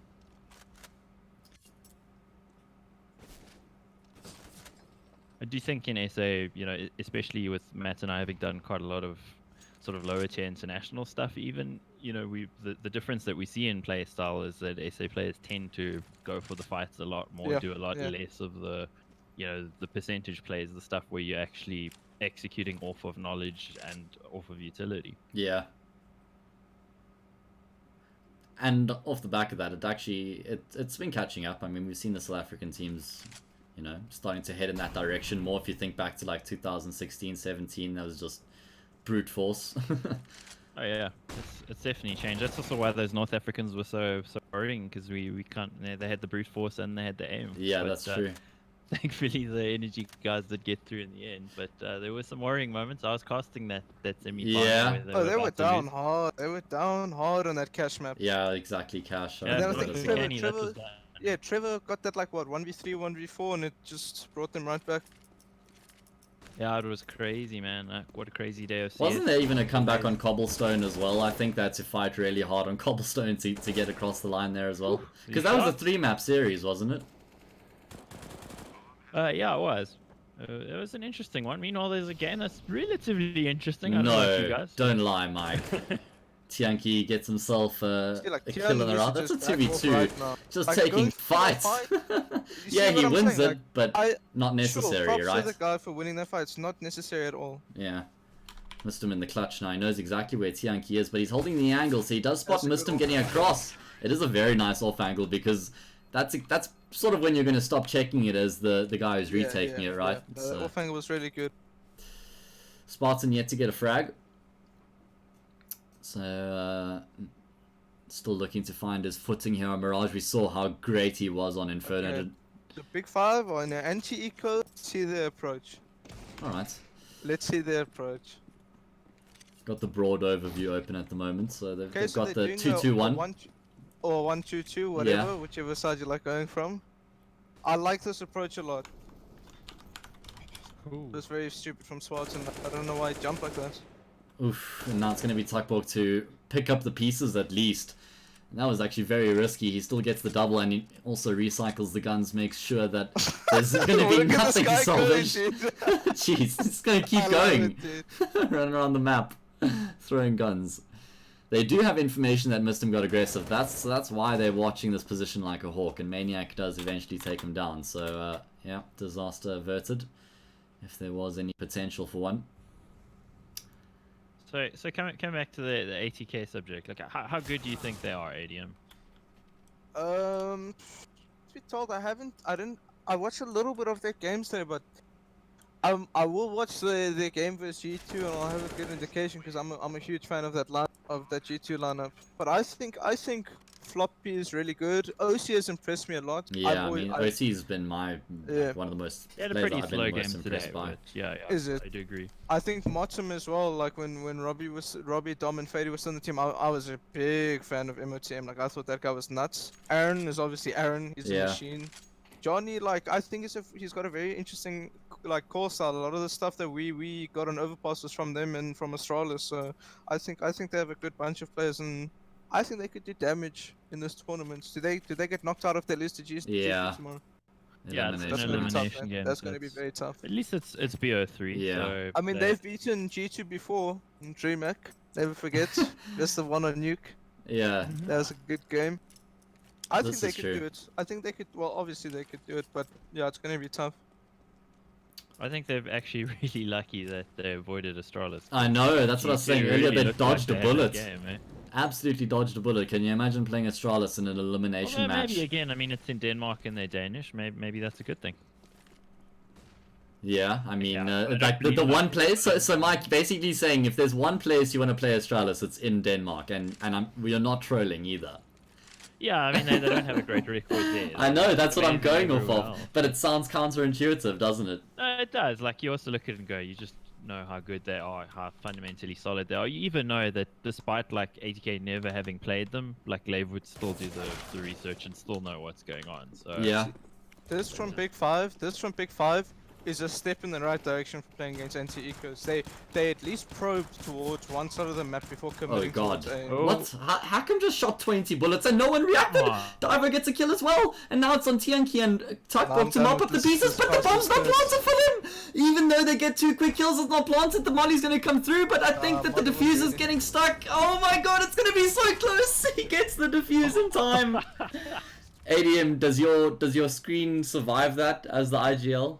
Does your mouse? How many mice have you broken? I've got 2 EC2As on my table that I know one of them I broke. Okay. I can't remember why I broke it though. But I think yeah, that was really rough. It had to have been when Gareth and Raid were in the team because I got very tilted when that lineup was a thing, bro. Yeah. How did Big 5 lose that? They were in such a good position. Like, you were just singing their praises. You were saying how well they were playing it. This Costas curse shit is real, dude. Nah, dude. Experiencing it firsthand, I like it. That was just so bizarre, man. As you said, 20 bullets out of Hakim's 5-7. He uses all the bullets, goes for a reload, gets just nobody's reacting. What the hell was that? And Yeah, that was some strange stuff. 4-3. Divo sees somebody, makes hard work of it. He gets Spartan. Spartan's now 008, guys. I mean, he was top fragging on the previous one. Yeah. Now he's absolutely getting destroyed. Caster's Curse is a thing. ADM's finding it out. You're finding it out with us. We have the power. Yeah. Maybe we'll carry a bit more weight now, Mike. Start getting nice messages from players before games. See, like, why is Divo regressing here? It's so unnecessary. I get it's unexpected. It is unexpected. Like, I'll be surprised if the T's check it, but still, it's such a risk. Especially when you know you're the better team at this point in time. It's not necessary at all to do what he just did. Mistum does take down TNQ, is trying to get cat control off the back of that Big 5. Are going to be pushing their way in towards this A bomb site. They've got some control here. Custom's been around for a while, but he hasn't been able to find anything. Finally, though, he takes down Divo, who is able to refocus towards A, but that's going to be a bomb plant at the bare minimum now for Big 5. They are a man down, but I think that they have a chance at trying to make this work in the post plant. They've got 2 flashes in HE, and they've actually been able to get back to some fairly decent post plants. A bit awkward here for Custom, so he's going to have to take some fights, and he's actually going to be able to take a player down at least, but Zero Chance does trade that one out. Bought some time, though, for Maniac and Tuckborg. There is a kit on Hack'em, so he has to be the player to stick the defuse, but Zero Chance has gone down, and Maniac's going to be able to get a kill as well. And Flexi disconnects. Oh, no. I was wondering, like, what is he still doing there? I was like, what is happening? Like, at first I was like, oh shit, this is really patient. I'm taking what I'm saying. And then his whole team is committing. I'm like, wait, Flex, why aren't you pushing now? Yeah. Oh, that God. is actually the Flexi special. You know how many times we've been wrecked, like, watching and thinking, look, what is Flex doing? This is either freaking 200 IQ big brain, or his brain switched off. Something like exploded. Yeah. Oh, that's crazy. I just one of the guys in chat, Sponge, saying, "What do you guys think of Massima and his screaming? It's always hilarious. Man loves to BM." Yeah, I've heard him. Like, yeah, he was actually shouting quite a lot today. Watch the ATK demos with Fady, Dom, and Robbie. Because they talk in game. Oh, wow. Because it's like no dead talk. Yeah. And you just hear whenever Modem dies, he just screams either of excitement or of like, oh, you didn't call that, you didn't call that. Yeah, dude, all the time. He's such a like vocal player. Oh, dude, I love it. To see, dude. Love it so much when casters forget to turn that off. And you're actually a live spectator, and you're like watching a game on HLTV, and you just hear these players start going at each other, dude. Normally it's NA teams more often than not. Yeah, they get excited for sure. Yeah, they get invested. More from chat, Joshua Cobran, don't know if I'm saying that right. That's God's not dead. He's a good player. ADM Beast Caster. See, there we go. Maybe life after playing for you, Adam. Oh, look at the aggression here from Sinister5. 5 players pushing up middle. I'm a big fan of what Sinister5 did right now. Just do something completely different. That's a golden oldie going back 4 or 5 years, man. Yeah, that's as long as Mirage has been around, that's been a strat or eco rounds, right? So here's how they need to play this. Big 5 need to let Tuckborg take last contact because they have numbers. The person that's solo on the map, he needs to take last contact. So that's perfect. The 2 guys are together. Now Tuckborg needs to take contact. Perfect. They play that perfectly. Because they also knew where Tuckborg was, right? So they were sort of focusing on his position. I'm not sure. They did. They saw him there at the TV room. So I was thinking, that makes sense for him to try and stay alive and keep that presence. It's like rule of thumb almost. If you're alone in a retake or in any situation, you're kind of playing last contact. If you're like a lurker and you're not an entry, you're a lurker. You need to be playing off of your teammates' contacts and not initiating contacts. Again, I'm not a fan of this. They got too many numbers towards A on this anti-eco. The CTs could have 5 people here. Like, this could go very wrong for Big 5, but Caster's Curse means at Big 5 that they're gonna actually get through unscathed. You're getting it now, bro. You're finally learning how to work with it and wield the power. Flexi does get one with the lost rage. God damn it. Hey, that's on Tools and Ash, eh? I got nothing to do with that. Yeah, that's on Tools and Ash, bro. Oh, come on, missed him. You do all the highlight rounds and you missed that? What? Oh god, I wasn't even on him. Oh, no, he had Tuckborg dead to rights. Wasn't even looking at him. Oh god, the classic, the special. Been there, done that a few times. Oh, that's always the bad one, eh? When you think easy kill, I'm just gonna, not gonna go for anything flashy, won't even go for the head. Yeah. In this case, he was actually going for the head though, so that kind of makes it even worse. But it happens. But I think Sinister5 at this point, now that's going to be 6-4, they've got to be feeling a little bit more worried about things because, you know, they would have been expecting to sort of freewheel this one for it to be easy. You know, they've got a 1 map advantage. They only need to win this map and then they win the grand final against depleted Big5. But now suddenly CT side Mirage, they're chasing the game. This is not where they expect to be. And where are we going next in terms of maps? I'm guessing I'm trying to check that quickly. It's, I'm not too sure. Train or Dust 2? Dust is the next, and Train is the last. Yeah, I think Big5 would actually like to play Dust, but Sinister5 enjoy playing the map as well, so it'd be quite an intriguing contest. Let's see if Sinister5 can get back into it. They don't have the AWP, and it's actually a bit quicker here from Big5 getting in towards the A bomb site, but a big nade indeed does a decent amount of damage, specifically to Maniac. Mistum able to get around in time to try and aid the defense here on the A bomb site, and Spartan was just a bit ahead of his teammates there, I think. Passive smoke there. A symptom of not having played with the team. Yeah, sure. For a while, that kind of thing does happen. Oh, getting sprayed down. Yeah. Gets dropped, actually. That is very common. Hakim trying to just stay alive there. 2-man advantage now for Sinister5, so looking a lot better for them dealing with this aggressive player from Big5, and they've also drained all of the utilities, so Big5 have got nothing left to work with, and they haven't actually been able to secure the plant, so I don't see any world that they win this yet. But they first have to get the kill or have 2 players covering the planter. If Hakim is intelligent here, he does not peek. But Custom doesn't plant there either. Oh god, and he's actually going to swing up, but he does go down. I agree. I think Hakim could have actually even surrendered the bomb plant there and waited for his teammates to come through, because now this is actually a bit more winnable for Big5, especially if they get that extra kill towards CT, which they do. But a nice spray through the box means that Custom does go trade at 3 versus 2, the advantage for Sin5. Yeah. All from the same angle there. This is a bit worrying. Yeah, Tianki needs to get a job done on the bomb site, but he's going to get spotted up by Mistum. Really good teamwork by Sinister5 in that retake. Mistum didn't get drawn out. He knew that his teammates were covering both Palace and Ramp, so he could just keep focused towards default. So he makes sure that Tianki can't get any kills from that position, and Sinister5 get back to winning ways. It's crazy though, again, you consider Spartans only got 1 kill, was top fragging by far on the previous one, and yet Big5 are winning. Tianki with 12 and 6, 14 That's and 4 for Tuckbrook. Because if Spartan comes alive on CT, and I think he will, because he's always been a really good connector player. Like I think Sin5 could be in trouble here. Yeah, I think that's a good call.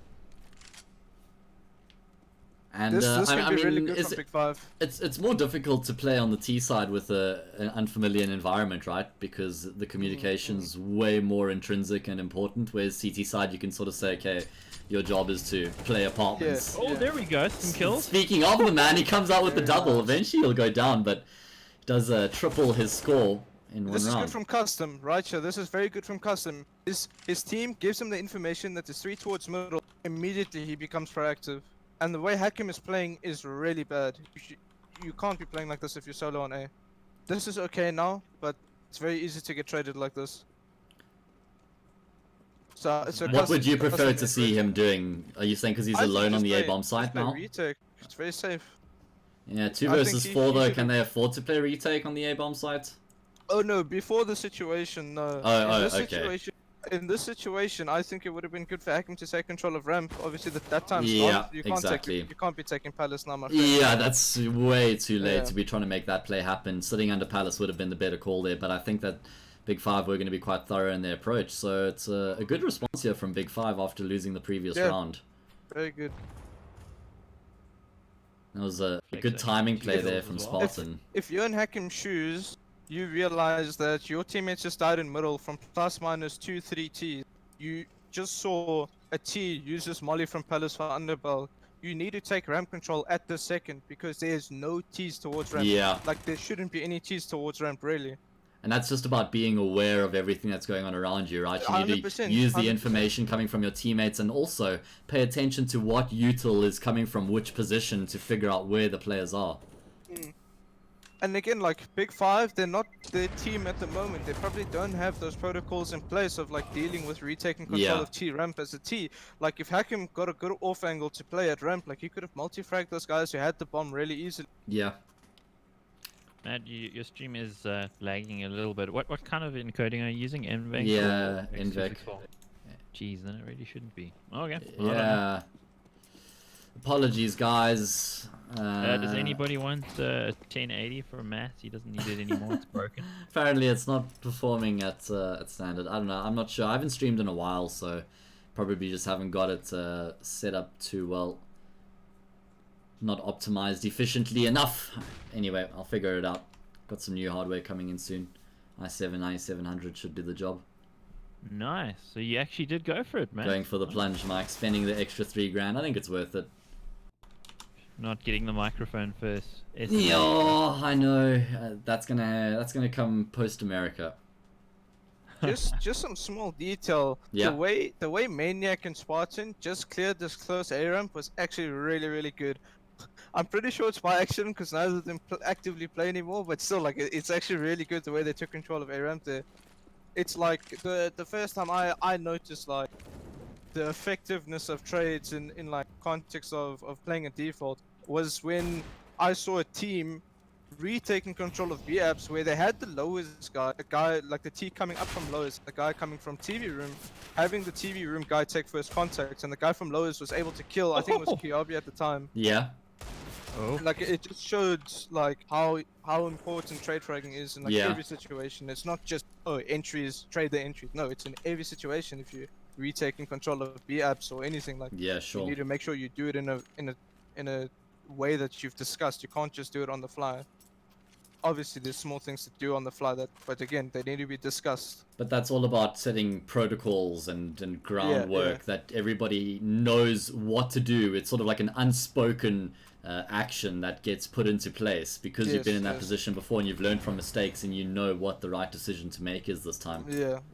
No, completely agreed. So, Sinister5 under the cosh here. 5-8 on the CT side of Mirage, and it's going to just be the straight A exec. In fact, the last round Sinister5 won was against this sort of a play. So let's see if they can make it work here once again. They've actually got great control towards Palace. Zero chance and Mistum.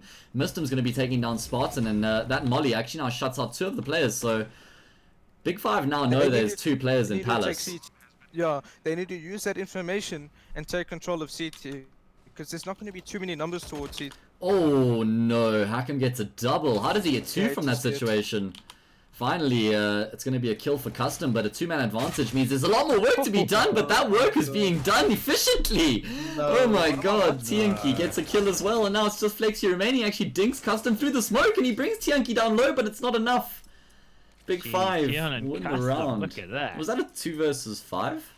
Yes, and I wasn't aware, like I didn't see how much util the Sin5 guys had, but I can tell you without even knowing that Hakim, Flexi, or one of the rotation players, or Diver, sorry, one of them have a...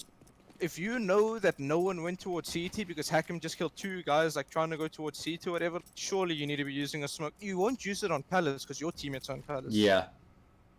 I think that's a huge play. Yeah. Last round of the half now. Overextending so hard on the stairs in that 4v2. It was a 4v2 at the time. He's just standing in the open on stairs. It's such a easy for a T to just run across your screen. He's gonna see where you are. It's just gonna re-peek you really fast, and you won't be able to react to him. Diver playing alone in this connector. I don't see it working out for him.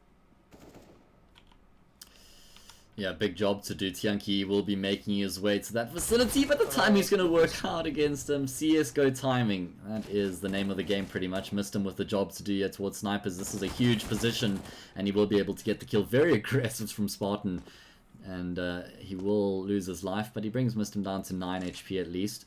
A lot of time and util here.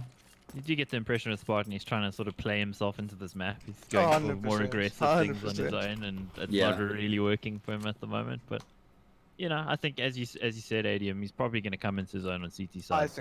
I think so. Doesn't need to worry, but he knows you're watching, so he's trying to pull yeah, stuff now the forward, pressure is on. Mistum has a job to do. He's going to be spotting out at least 1. Now he sees all 3, I think, so the information is there for Sinister5 to get the rotates coming through, but still, that doesn't mean that they've got the round secured just yet. Flexi in the apartments is trying to find a kill here, and he is going to do exactly that. Finally, Sinister5 pick up another. I think that's a great half. If you had offered them 9-6 on their T side at the start, they would have definitely snapped that up. 100%. No, they would have said, like, no, you're crazy, that's not happening. Yeah, exactly. And like you alluded to a bit earlier, Mike, Sinister5 will also be having a bit of a different mental state heading into this game, considering the roster that Big5 are fielding here. So I wonder if that's affecting them at all. Maybe I think so. I taking think the occasion a bit lightly, perhaps. Yeah. Yeah, definitely. I Can't probably rest on would those be tempted laurels, to though. think that way too, because you know, if you yeah, okay, we're a full team, we know what we're about. And we've been playing a lot lately. Yeah, I mean, if I looked at the hours of some of the players, I mean, missed him in the last couple weeks. He was at the sort of 50-hour mark, whereas the Goliath guys are going somewhere. So they, you know, I saw a couple of days ago, I think they're all on 100 he was plus. on like 120, 130. Yeah, that's good. Plus for sure. I think Custom is playing Connector instead of Spartan. I just have a feeling because I remember Custom. He told me that he's changed position for like the first time in I don't know how many years. Because he was a B player. Yeah, he's been a B player. I know, that's what I was thinking as well. Even on Inferno, I noticed. I'd learn new flashes. Oh yeah, his util usage was pretty sick. So let's see. Then I'd go try and do it and flash my teammate on B. I see Spartan isn't snipers at the moment. I think he'll play window with AWP. Okay. And then Maniac will play B with Tian, and Cassie will play in Con. But we shall see. Tuckbox in his normal position. Oh yeah, Yanni Back a is ticket on A. That's normal. Beast. Yeah. So it's quite a bit of util here for Sinister5 to work with. I don't know if they're going to be executing straight away, although it looks like it's that 3-2 split with two players coming through lowers into connector, maybe with a boost-up potential. And Tianki's just way too loud there, giving away a lot of audio cues, so he'll go down. There was a trade elsewhere on the map just to keep things even, though. Those smokes have been deployed, and Sinister5 are not really capitalizing on it. And Custom's actually going to be spotting out Divo, who was indeed boosted into the snipers, which means the jig is up. Normally you want to try and get a kill at least, but some good cross cover from Hacker means that he will at least be able to trade it out. Not really a fan of this from Sinister5. I mean, they bought the utility, they didn't use it. Yeah. Planting the bomb on A in pistol is nearly impossible without util. Like you're gonna get shot from cats, from con, from jungle, from CT. Do you think they were trying to double fake in the end there, maybe, Mike? Like, not budge off of the util and then just... I don't think you can double fake with the money. Yeah, no, I don't think so either. It was really just like something made them decide, okay, we shouldn't do this, but don't know if that was the right call. They could still win it though. I mean, it's a 2v2 all of a sudden. Flexy's got a USP now. Just depends on could hide here. Zero chance looking to take the fight. Maniac up close here. He's actually got support and he's going to get the kill. And now it's Flexy in the clutch. Been able to take down one. He knows exactly where his... Yeah, he's got the time to make it work. And he obviously not going to be going for the planche. He wants the kill. 9 bullets left in the chamber. And he is going to be able to just tap away. Lagging was Maniac lag. He's lagging. He's lagging crazy. Oh god, that's unfortunate. Yeah, I must have packet loss or something. His ping is fine, but yeah, there on the screen he was teleporting all over the place. What I think Maniac should have done there is Maniac should have hid behind the pillar on the left, because Tuckbook got spotted. In Sin5's mind, they're thinking that is the only person that's rotated at this point in time, so they're gonna try and kill Tuckbook or whatever, and they're gonna tunnel vision on him really hard. If they do that, it's gonna be so easy for Maniac to like backstab them almost. They won't think he's there because they've just seen Tuckbook. Yeah. I think this approach out of Sinister5 is a lot nicer than what we saw at a Big5 at times in the previous half, where they would just run into a bomb side with no info. They are sitting back here, and if they had decided to go A, I mean, they would have run into a 5-man stack. Exactly. So I like the patience. Maybe they are again realizing they actually need to calm things down here and play properly. The patience yields a frag for Flexy. And that was the only player over on the A side of the map for Big5, which means they lose a huge amount of information, and that's why Tianki may consider going back, although they may even consider just going for the gamble entirely, but not going to be working out because Hakim's already got all the information in the world that A bomb site This is pretty much as good as it gets, really. Like, yeah. Hakim just running out first. Like, if he dies, you get info, right? But that's a problem. That they had no one towards B ready to exploit the information that they got. If they saw that there was a stack towards A, what do? If they can't react. They don't know. They don't know if Big5 will be B. Yeah, okay. I understand where you're coming from. Like, you can sometimes use a player, I think, on the T side to get a lot of info, but I think you should. The one that we discussed at the moment is we So I don't mind a fucking Ugg shirt. Just give us a basic it's premise. Like, it's a 1-1-3. Yeah. And what we do is we send one guy out B with 4 flashes. Yeah. And he's gonna jump out B with a Mac 10. Okay. And it's a very fast B pop. We have one guy middle ready to walk out on information. We have one guy on A ramp or palace ready to walk out on information. He sees no one on B. The A guy, mid guy, they fall back. Yeah, rotate. The mid guy could just shoulder peek a little bit to see what's happening towards middle. That's fine. I'd allow that really. Yeah. It's a play that I saw from Sprouts, or that Okay. Robbie saw from Sprouts. Yeah, they've got Dennis and Speedy, right? Yeah. They've got that up and coming. I think his name's Keto. Yeah, Kaito. Yeah, he's quite a fan guy. of him. I think he's Yeah. impressive. He's got good gets mechanics. Roasted. He gets roasted very hard in EFPL. I love to watch his streams, and he just gets roasted all the time. He had an official game in 2017 where we went 0-17. Oh, So God. whenever he says something in EU FPL, they're just like, oh, 0-17. Yeah, Like they always just listen for that. It's great, dude. that's hilarious. That's awesome. Buy round here. First buy round of the half. Flexi's going to be opening up things towards the A bomb side. He takes down Tuckbook, and you know when you take down Tuckbook towards Ticket that you've got the A bomb side in your control when you're playing Sinister5. That's just a standard protocol for them. If he's just like jump spotting there's nobody really committed to the bomb site. But Spartan actually able to net himself a kill, and that allows Custom to come into the fray as well. He gets himself a triple, and he's still got the go. He's got the go forward, a quad. Yeah. You guys talk about the cleanup crew. I see what Sin5 tried to do there, but the problem is, and I noticed this overseas, like crazy, the speed at which they did it is too slow. They waited, so they threw default A smokes like the stairs jungle or stairs and bench smoke, and they just challenged CT. They killed Tuckbook obviously, but their whole plan was to take control of jungle and connector when the smokes faded. What they should do rather is they should get close to those smokes while they're still there, and just as they fade, they should just get a pop flash and go. Because if the smokes are faded and the CTs are going to see that there's no one on site, they're going to obviously start questioning what's happening in the site. It's not a normal A exec. You can't give them that kind of, you can't give the CTs that kind of time to have them asking questions. You just need to have the smokes there, and then as soon as the smokes are still there, pop flash 3 guys through the smoke that's just about to fade. It's going to catch them off guard so hard.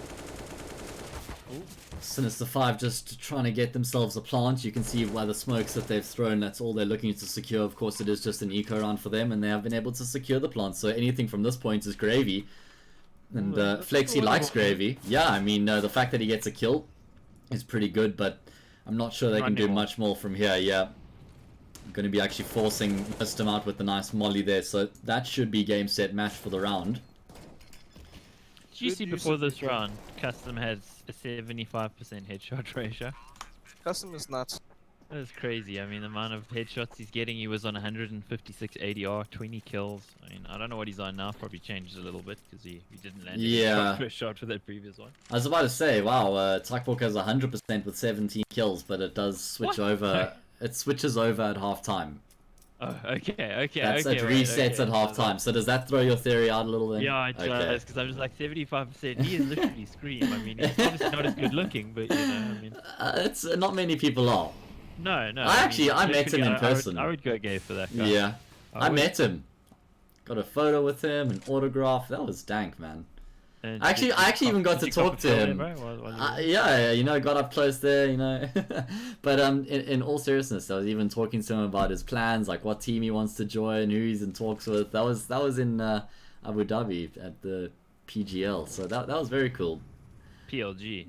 Don't besmirch the good name of PGL, man. My mistake. Get mixed up. Anyway, 11-8 here. Buy round from both teams, and Custom just absolutely destroys Hackham. The trader's there though from Mistum, and Maniac has a job to do here as that smoke fades. Let's go, Maniac. I love to see it. He's 16-12 at the moment. He's looking good. Yeah, that's impressive, man. Yeah, he's feeling it. And it's actually Big5 who hold the advantage in the round right now. Only 47 seconds left, and Sinister5 don't have much to show for it. They're down a man, and they're going to be committing to this B execute, which is actually pretty good considering Tianki is the only player on the side of the map for Big5 right now. He's going to have to try and lock it down. Been spotted out, and he actually will be able to turn around and get the kill. At least the trader's there. Mistum and Flexi, the two young guns, to try and mop up and clean the situation for Sinister5, and Flexi's going to leave Mistum in the 1v2 clutch. What We can do it. He spotted one player out. Gets him, actually. Oh. The tuckbook on the angle. Yeah, clean headshot. The plucky brain. It works. Look at that. You know what's crazy is I've told this story before, but like every event that I go to, I always run into Tuckbook in the bathroom for some reason, and we have a very nice chat through bathroom stalls. It's very weird. Through It's been bathroom going on stalls? since 2017. Yeah. Oh man, Since do you guys play 2017, battle man. shits? We should. I think that's a really good suggestion, actually. Or is it more like sword fighting? Separate bathroom stalls. Oh, sorry, okay.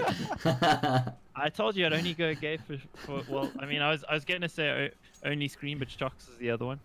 Geez, that I am a huge fanboy. What, a gay fanboy or just? So let's see Would be. how they approach this, Yeah, I right? would. So they're doing like a normal B exec here. I don't know. They obviously need to expect some counter utils here. They're gonna have to take it slow. They can't be rushing after this. They can't be popping either now that window's gone. So, Mr. Oh no, zero chance. I wanna see where he's flashing because I wonder if Tian's gonna be using a smoke here. It doesn't look like it. Hackham's been able to get out, blinded up for the time being, but he gets around, catches Spartan off guard, and Hackham, Mr. Man Hackham, the two players to get a kill. And that AWP has now been retrieved, so Hackham has a job to do in the round. He takes his time, and he actually does leg maniac, but the follow-up is much better from him, and he gets the shot onto Tuckbook as well.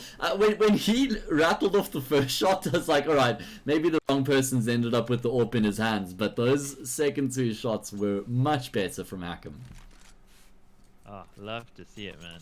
Hackham though, when he does hit them, he does seem to have a style about him. Yeah. He's one of those players that can, just win you a map out of nowhere, just like drop 30 while everyone else is really struggling, but it's not like he does that as consistently as someone like Mr. maybe. Yeah, I think that's always been the feature of his career. He's been one of those guys who could have been a star player, but never quite managed to do it as consistently as you'd kind of hope, considering the skills he's got. Yeah. Having said that, I mean, he still does do it enough, I see, like that, I find it desperate, like, I don't understand that peak from Mr. Oh. And Spartan just reaggresses and catches Diver off. That's an easy kill. Yo, this isn't a good look at all. 3 versus 4. Treating it like it's a force field. It's one of the things you learn early on with Counter-Strike. Watch the smoke. Yeah, you'd hope so, but... RIP. This round is recoverable though for Sin5, but I don't know how they got themselves in this position. It's not good to see. Spartan on the off angle nearly takes a head off for his troubles, so they now at least have the information that there's at least one Desert Eagle committed to the B-bomb site, which means Tianki is the player to try and get something done now. They're not aware of his position with the USP though, unfortunately. They actually don't know where he is because the silencer has covered his position, but Flexi will be able to at least take him down 2 versus 2. So Sinister5 have done a decent job of salvaging the situation, but this has gotten a lot closer than what they would have expected, considering it being an anti-eco round. Plant secured, 0 chance now, trying to lock down that plant, but he's going to go down. So it's Flexi in the clutch. He takes down Tuckbook, and he now knows exactly where Custom is. He only has 1 bullet left in the magazine, though, and that's all that he needs. Great shot by Flexi. Flexi primary AWP. Yeah. Look at that. Could be a thing. I think it kind of has to be a thing. We were talking about it on the previous map. Again, like, 0 chance he's solid, but against the caliber of AWPers that we have in ESEA now, it's maybe not enough to just be solid. You look at it right now, 6 kills again. So, and if you again consider how many games they lost in very close fashion the last few months, it's a change that they definitely needed to make just to give themselves a better chance. Oh my god! How does he just do it every time? He's a surgeon. I swear. Jeez. Surgical precision. I don't know. I also feel like, another anti-eco approach where like the whole counter T-side team is just grouping up towards B. Yeah. Tianki gets a shot off, but not a kill. Spartan, the first responder, is not going to be able to do much either. I feel like Flexi's gotten a little bit stagnant as well. He struggled a little bit, so maybe a switch to the AWP is exactly what he needs, just change things up, freshen things up a little bit. And we all know how crazily skilled that man is when he's in his prime. So I think it could be a good change for Sinister5 if that's sort of the direction they want to head in. In my opinion, and I'm just going to be blunt, like I think the best change for them is for Zero Chance to become a coach. Like, I think that's the best change. As Yeah. much as long as James has been playing, I just don't think he has the firepower. Like, don't get me wrong, he has his games. There's the times when he has his games, there's not enough of those games that he has. Then you need to get an IGL in, or does Mistum start calling for them then? I think Gareth could call for them, yeah. I think that he's learned a heck of a lot, especially playing under that energy roster for as long as he did, playing along Kani, Dom, and Robbie. He must have absorbed a ton. It was difficult for him as well. It was a difficult part of his career, but he handled it really well, and he's a better player for that experience. So, yeah, I think that could be the direction. Would you want to go with that kind of like fragging potential there to potentially take away from that by calling? If I know Gareth, are they just rushing? Oh, they're doing a fake B rush. I was gonna say, what are they doing? If I know Gareth, if he's gonna IGL, he's gonna make the team around himself, which I don't blame him for. It's like a Nico, right? Yeah. But now we had Nico Sports, so what do we call them then? I mean, like I can't see any like catchy name that you can go. Mistum5. Isn't that what they're called? Well, I'm joking. It's just banter, don't hate me. No, but it's all in jest. It's actually quite an interesting stature from Sinister5. Mistum is the man we're talking about. He's over towards the B bomb site by himself right now, and he's just trying to take as much attention as possible towards that side of the map. He gets a kill while all of his teammates are over at A. 3 players in Palace, 1 at Ram. Fairly unconventional from Nade Palace, please, Nade Palace. I quite like this from Sinister5 though, because they showed some presence towards middle at the start of the round, so Big5 can't write off that part of the map. They do need to keep check of that. And with 45 seconds left here, Mistum's actually been able to get out. He's going to try go down lowers, but he'll actually just go down to Spartan. Now they have to commit to the execute. Oh, too late. Oh, but it's not bad though. He still gets a kill, and Tuckbot gets one of his own. Both of them remain alive, so that is a great situation in the end, because there's only 30 seconds left on the clock, and 2 flashes means that Sinister5 are really going to struggle to get the plant. That's why they're getting aggressive, but they can't get a kill. Oh, nice shot there through James, through the wood, and Flexi gets a kill of his own. The remaining 2 players coming from CT! Flexi's going to get him, but Zero Chance trades it out! And Sinister5 win the most unlikely round so far. 3 HP, okay, well, cost. How did they win that? That was Zero too Chance sick. Sucks gets that. That's just how it works, right? It's mad. It's actually mad. So, we got a suggestion, Miss Team, that would be it for... Oh, that's not a bad one, that's a good shot. Yeah. I think the problem with this one was the same round as the exec. They're taking way too long. I understand they got smoked off, but when the smoke faded, like, I think it was time to go there. They had a time when Spartan was clearing lowers and Tuckbook was alone on A, and yeah, I think they missed out their timing completely there, Sin5. Yeah. Yeah, they still won the round, but I think lot to speak about that strat. They were, I think they actually could have executed on A lot earlier in the round, like maybe 10 or 15 seconds after Mistum gets that kill on B, because Tuckbook was the only player towards CT at that point, but they decide to give him even more time, and it actually works against them. Anyway, like you said, they get across the line. When you give CTs time to think, that's a problem for you. You want to always get them when they're thinking about what you just did and not what transition. you're going to do. Yeah, exactly. That's why, like, the Astralis was like the team that I noticed, like in the last year and a half. They started like again. Yeah, I don't know what's happening with this guy's Deagle, dude. He's hacking. That's the only thing. Off the back of that It's been going on for Sin5. 15 years and nobody's caught him. Yeah, he's got the software. He codes it himself. Like Astralis had like, they still do it now, where they pop instead of execute, because instead of throwing the smokes first, they throw the flashes and then the smokes. So it gives the CTs no time to think to respond at all, because by the time a CT has thrown his Molotov, there's already a terrorist in your face. Like you don't have time to respond. And on top of that, what Goliath will do, for example, is like when they're gonna do a palace pop, that's when they'll have Zip and one other player throwing util towards middle, because it gets the CTs to think about mid. And what the A anchor is thinking is like, okay, cool, should I flash over connector for my mid players or not? And the next thing he knows is there's 3 T's running out palace. You can't get time to think in this game. You need to just be doing something. You need to have your timings right. It's not necessarily what you do, it's more about when you do it right now in like the meta of CS, I feel. And like Sin5 are doing, like, truth be told, a really bad job of their timings. Like they're doing pretty good looking strats, but the timings of which they're doing them is just, doesn't make sense really. They need to be doing something before they do it. It's like Gareth did this fake towards B. Great, so you got a kill even. That even make Jan rotate. Like it made Jan rotate for a few seconds off. Hey, that's your guys' window to go because in the CT's mind, oh they're committing B. Oh, we just lost the guy on B. That's your time when you need to go at Palace. Yeah, because your immediate reaction is to pull somebody across, right? That's nature of CS. The communication is, oh, he's balcony. We need a rotation, guys, rotate. Yeah, exactly, exactly. No one's even questioning, oh, is Palace clean? Like, no one's gonna ask that at that point in the time, you know what I'm saying? 100%. Sinister5 being very thorough in their approach, taking middle control here once again. I like that they're exploiting this part of the map because we spoke about it earlier, how much communication mid requires. Spartan in connector, so there we go. He is the man to play it, and there's a reason he gets himself an early kill, but the trade is there. And a nice smoke means that there's no trade potential for the CTs. Spartan was locked in there by his lonesome. And again, a nice advantage for Sinister5, even though it's even numbers, because they have mid control and there's so much time left on the clock, there's so many options for them right now. So the boost is a great one. Custom Spidey senses tingle, and he takes down Zero Chance. The timing is on his side tonight.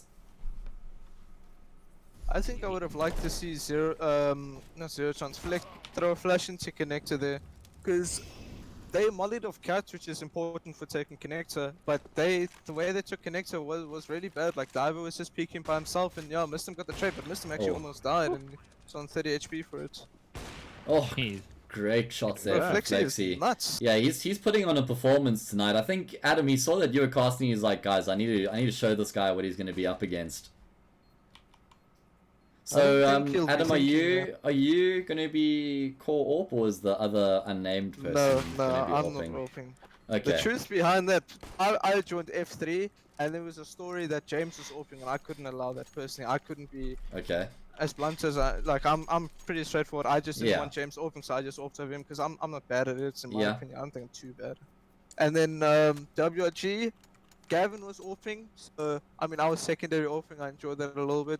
And yeah, when Dweezil was AWPing, like again, like he knows it himself. He just doesn't really know how to play the AWP in the way that I wanted him to. So it's the easy change. But now that I've got Black Poison and Carney AWPing, it's so easy for me to rifle again, because I know personally, like my rifle is so much better than my AWP. I got you. Okay, so you're AWPing, you know? yeah, like force of issue more than actually like choice and desire. But I mean, Robbie and Trevor are arguably the best double AWP setup of all time in South African CS. Yeah. I don't know, is there any like stronger duos you guys can think of? No, maybe Robbie and Detrini though. Like that's also that was a very good duo. I suppose, yeah. But I think Trevor like steps up huge at lance. Oh, check out this aggression from Sinister5 going straight into this B bomb side. I really like this change of pace, especially considering it's such a high stakes round. But Maniac trying to stay alive when the bomb site will go down. But yeah, like I said, the change of pace is great from Sinister5, and they've caught Big5 with their pants down.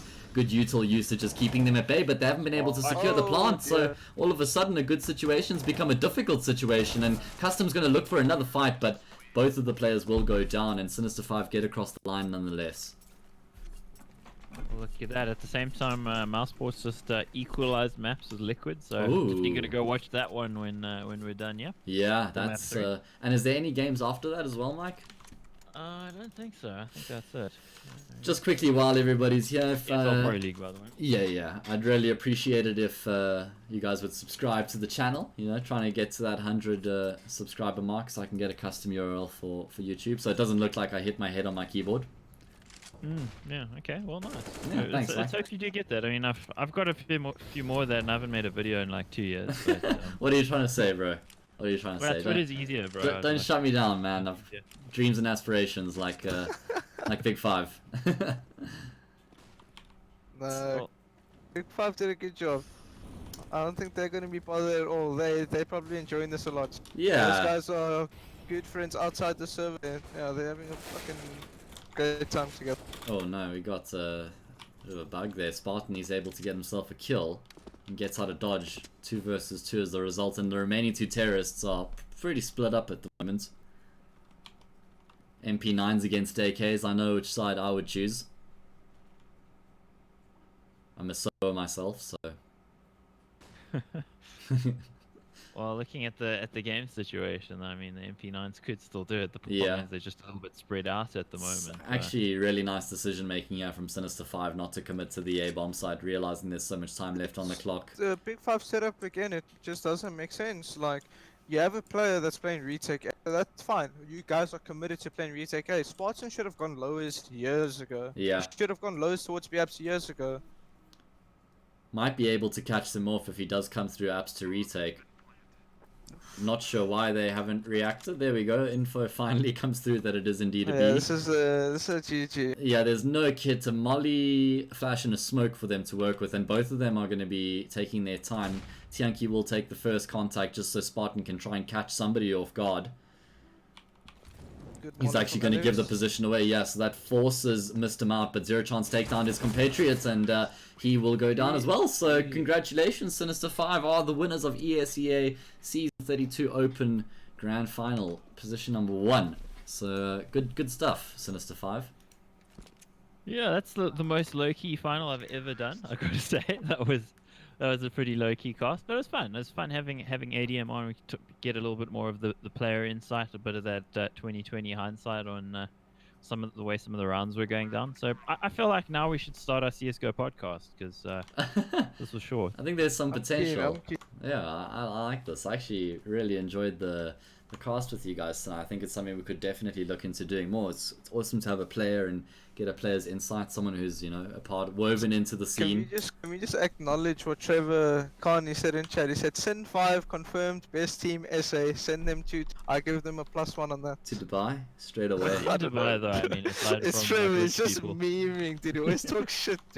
Oh, that's cool. I actually really liked having Trevor on that, what was it, Syntech Masters broadcast. On the couch. He was fine. The chat hated him though. I don't know why, but... The chat hates everyone, you know? I'd pay money to see Trevor on a casting couch. What kind of casting couch? Are we talking? I'll leave that up to interpretation. Okay, well I didn't. I just said it. Yeah, you just went straight up there.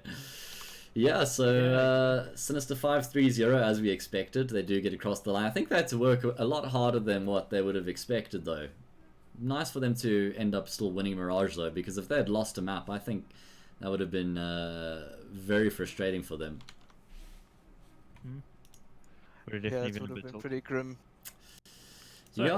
I guess like to me the question with Sin5 is like you were saying ADM they have practiced a bit, but I mean, have they really been like running things seriously? Because they look pretty rusty tonight against a team that they really shouldn't have had any trouble with.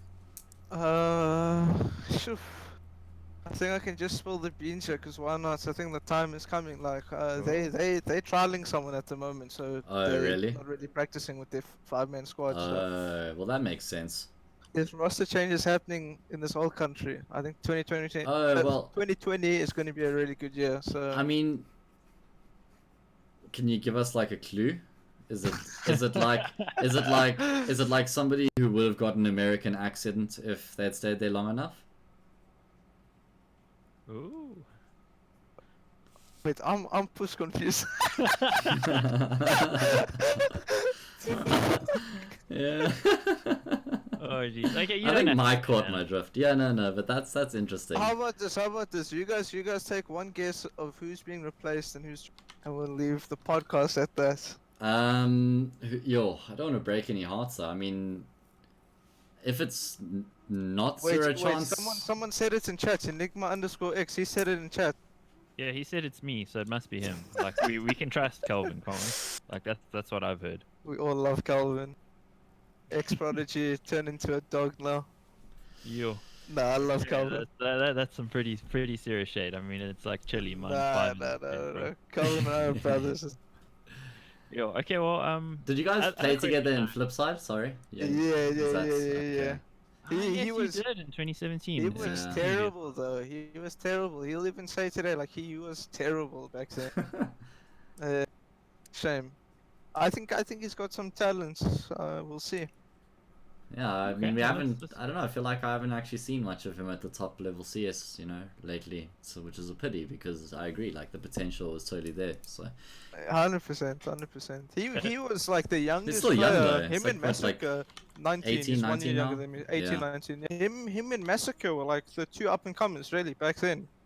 Like Adara wasn't a thing, I wasn't a thing. Gareth was he had that backband story, so he wasn't in the picture. Like yeah, it was just Calvin and Spaz. And Spaz was also an up and comer back then. And Flexi, obviously Flexi. It's amazing how things have changed a little bit, and in some ways stayed the same as well, depending on which name we pick out of those. Yeah. But so I'm waiting for you guys' guesses. I'm curious who you guys think. I already guessed Enigma X, man. I mean, that's fair, right? Well, I don't know. If we're gonna get serious for a second, like. You're not serious about Enigma X? You were. Yikes, Adam. No, I'm throwing shade now, bro. I'm just here trying to draw a pair of nail clippers, and you're throwing shade at me, dude. Yeah. Well, I don't know. Like, it could be. I'd be surprised if it was Gareth, obviously, or Divo. Those would be my first two that I'd say they're not replacing. Fair. That makes sense. Logical. I agree. I'd say it's probably and only it's totally speculating that it'd be between Dean and James. That would be my guess. What about you, Mike?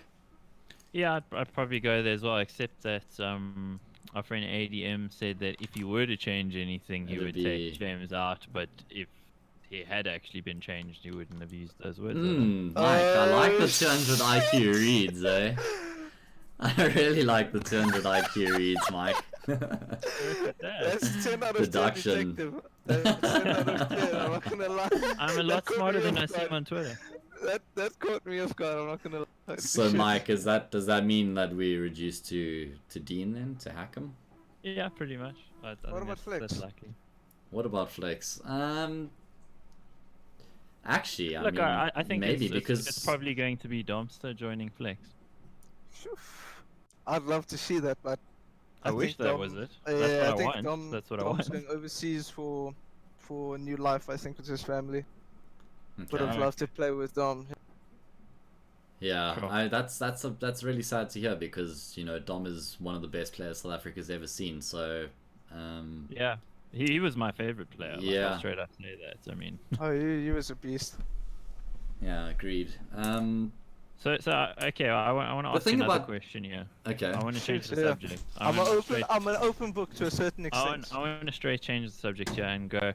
Wouldn't it be nice if our CS:GO season in South Africa wasn't between July and October? Wouldn't that be nice? Yes or no?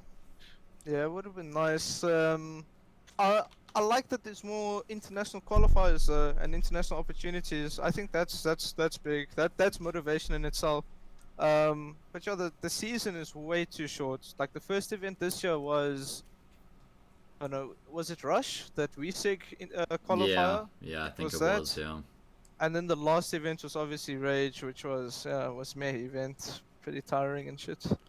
It was like a whole bunch of stuff stacked together. It just to me seems like, hey, imagine we'd like spaced this out nicely. Everybody had prep time. It could have been so much nicer for the players. I agree. How long until we actually get something like that though? Because and remember, I'm allowed to say this now because tournament organizers are blocking me these days. So. Oh, I saw that. I don't understand that. Neither do I, bro. We need some insight now. Fuck knows, bro. I don't even know, but. I don't know. It's probably likely. Like I have criticized them plenty because they've been shit a lot of the time. So that's kind of par for the course, I guess. For me, that's something I've learned in ESEA. If you say anything negative to anything South African, no matter how truthful it is, people take the most offense. Most offense. That would be my career in casting. Dude, like, did you just sum Mike up 101? Yeah, pretty much. Like, see, the difference for me is I care about the scene. I want the scene to grow, and therefore I say what I think needs to be said because nobody else is willing to say it. That's kind of my approach to it. I don't care about being liked. I don't need people to like me. I still pay me money whether guys on Twitter like me or not. So it doesn't really make a difference to me. Yeah. But if I can help the scene be better by actually saying things that other people are afraid of saying, then I'll say it. For sure. Like at Rage, for example, like we played in the wrong brackets at Rage, and for me, like, in what way can you express that with like being positive? Like didn't make any sense to us. And What we do you almost got wait? What knocked. do you mean? What do you mean you played in the wrong bracket? Like, were you seeded into the wrong game? Or Yes, yes. We played against WRG as our opening game. We beat them pretty convincingly.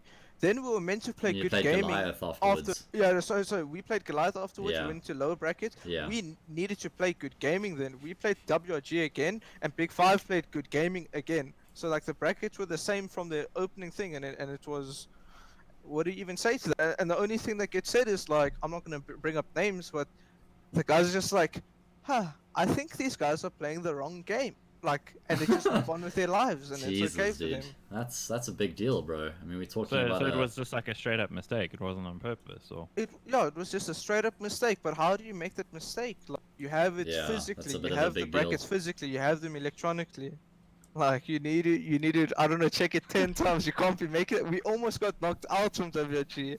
Like we were 15-9 down on the third. Yeah, map. I remember that. Like you guys lost the first map as well. This is, bro, we had to pull out all of our fucking juice on that third map. Yeah. Dude. Jesus, it was so stressful. And then when you look at it, because of the way the bracket was, you should have had an easier opponent, but exactly. Doesn't and happen. then the even worse part about that is that our next game is only in 6 hours, and that kills you as a player. Those breaks between your game. Let's not even talk about that game though, because that's the one that started at like 9:30, and then Steam dropped at like 11, right? Was that the game? Yeah, that one was crazy. Yeah. And then you guys had to go at like 7 a.m. the next day. Oh, it was terrible. I didn't even know. Shout out to Big5, like, I have so much love and respect for those guys. Like, I couldn't imagine how it would have been for us versing another team, how that situation would have gone down. The fact that us and Big5 are such good friends, it was so easy to come to a decision as to what we wanted to do about that game. But so wait, then they went on to play Sinister5 after that, hey? No, we knocked them out. Oh wait, so you guys played? Did you play? Okay, so then you lost to Sinister5. But the point is that you would have played 3 best of 3s. Then. Yeah. Damn. But isn't it also kind of crazy that you as the teams have to make that decision, and it's not like admins who come and say, hey, this is how it's going to work. Like, you guys have to be good friends for it to go well for you. I mean, yeah. Look, it's such a rare thing to happen. I don't blame them, but at the same time, I feel like they should definitely be the ones that have the final say. It shouldn't be the players saying what they want. Do you remember that whole situation? There was a situation with SK when they were still Luminosity, I think it was, or maybe they'd just been picked up by SK, but it was against Liquid, and like one of the players like bumped the power cable out of the computer. And they wouldn't replay that whole thing. or something. And then the admin said like the players need to decide, and Hiko was just like no, and then threatening to kill him at LAN because he made that decision. Like you can't let players like 100%. be in that position. That's just unfair. But then you also have to have like a protocol in place, you know, like these aren't really like in some situations you can't really prepare for, but you need to have like a standard that gets employed in every single position or situation. You could simply say in case of emergency, maybe a power outage or a networking issue, because it was a networking issue, like technically it was Steam side, but whatever. Like you could have a thing in place where you just say, okay, in case of a networking issue, this is how we're gonna go about things. But yeah, things are very loose from TO to TO. In my opinion, Comic-Con was really well done though. Like, I have to give them props. Like, it was definitely the best local event that I've been to. Hint, local event. What did you like the most about it? Noise cancelling headphones was huge. Yeah. Like, you're welcome. Playing at Rage, yeah. That was on mic, by the way, yeah. That is so important. Playing at Rage and being able to hear the casters is terrible. Bro, it is terrible. Adam, can I tell you some, like, just, we'll get back to your conversation, but I've been told as a caster, like, heading into caster grand final, it's like, okay, just make sure you're not too descriptive in your cast because the players can hear you, so you need to make sure that you don't give away people's positioning. So can you even imagine trying to cast a game and like having to think about what you can and can't even say? It's like you can't say, oh, Custom's got the best flank coming through now and he's about to catch 3 players off guard, you know, because then that completely gives the info away. So yeah, I agree, like noise cancelling headphones are a must. It's terrible that that's been the situation, but I mean, you go back years, that's been the problem. So more often than not, it's just because like thought doesn't go into it from the tournament organizers, and in this case it was kind of luck in a lot of ways for them because those headphones I gave to Nav TV in 2015, 2015. So like it would have been stuff that Halberd probably had lying at his house or something. So you know, if that had not happened, they probably wouldn't have sorted things out. So I had a butterfly conversation effect, in other words. with Rob Watts about, I mean, Rob Hart, sorry, that's a different dude I know, but about like what noise cancelling headsets they need to get and whatever, like months before the event. So Yeah. I don't know if they would have done anything about it because he didn't seem to want to actually pay for anything. So Okay. Guys, it's 14-14 with Emma beyond Fnatic, and Crims is going 43 for 18. Whoa, in regulation, dude, that is insane. insane. But did you see he there's a a Config's record, maybe if he has a good couple of rounds. What's the record? 47. Did you see that there's been a report that MIBR are making a roster change though? Yeah, Lucas. An Argentinian guy, player. He is insane though. He is insane. Like he's really, really good. Yeah, I mean, not what I expected though. I mean, probably a bit premature, but things haven't been looking good for them. Forever, basically. Yeah. That's for me, I don't know. To be honest with you, and he still has great games, and I'm not saying that he's done as a player, but I don't know about Fur anymore about in this team. Yeah, bro, I don't even know about MIBR. Yeah. I think they all just need to go their own ways. International lineup, like Fallen also super inconsistent. All those players are inconsistent. Yeah. But as I was saying about Comic-Con, like the scheduling was on point. Like, see, that was great about it. Hey, like, that was really good. But the problem was more single games, elimination. Man. Need more games. For the biggest LAN of the year, and you making it single elim, it was scary. For us to be playing Goliath as our second game backstage.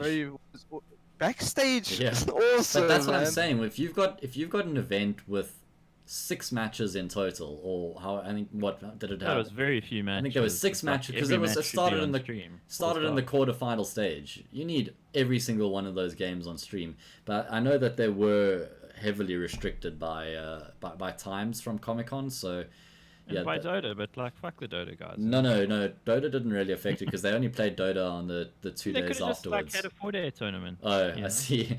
Yeah, but I just think that was the biggest problem, was that they didn't have all of those matches on stream because there were some really good games that just weren't featured at all.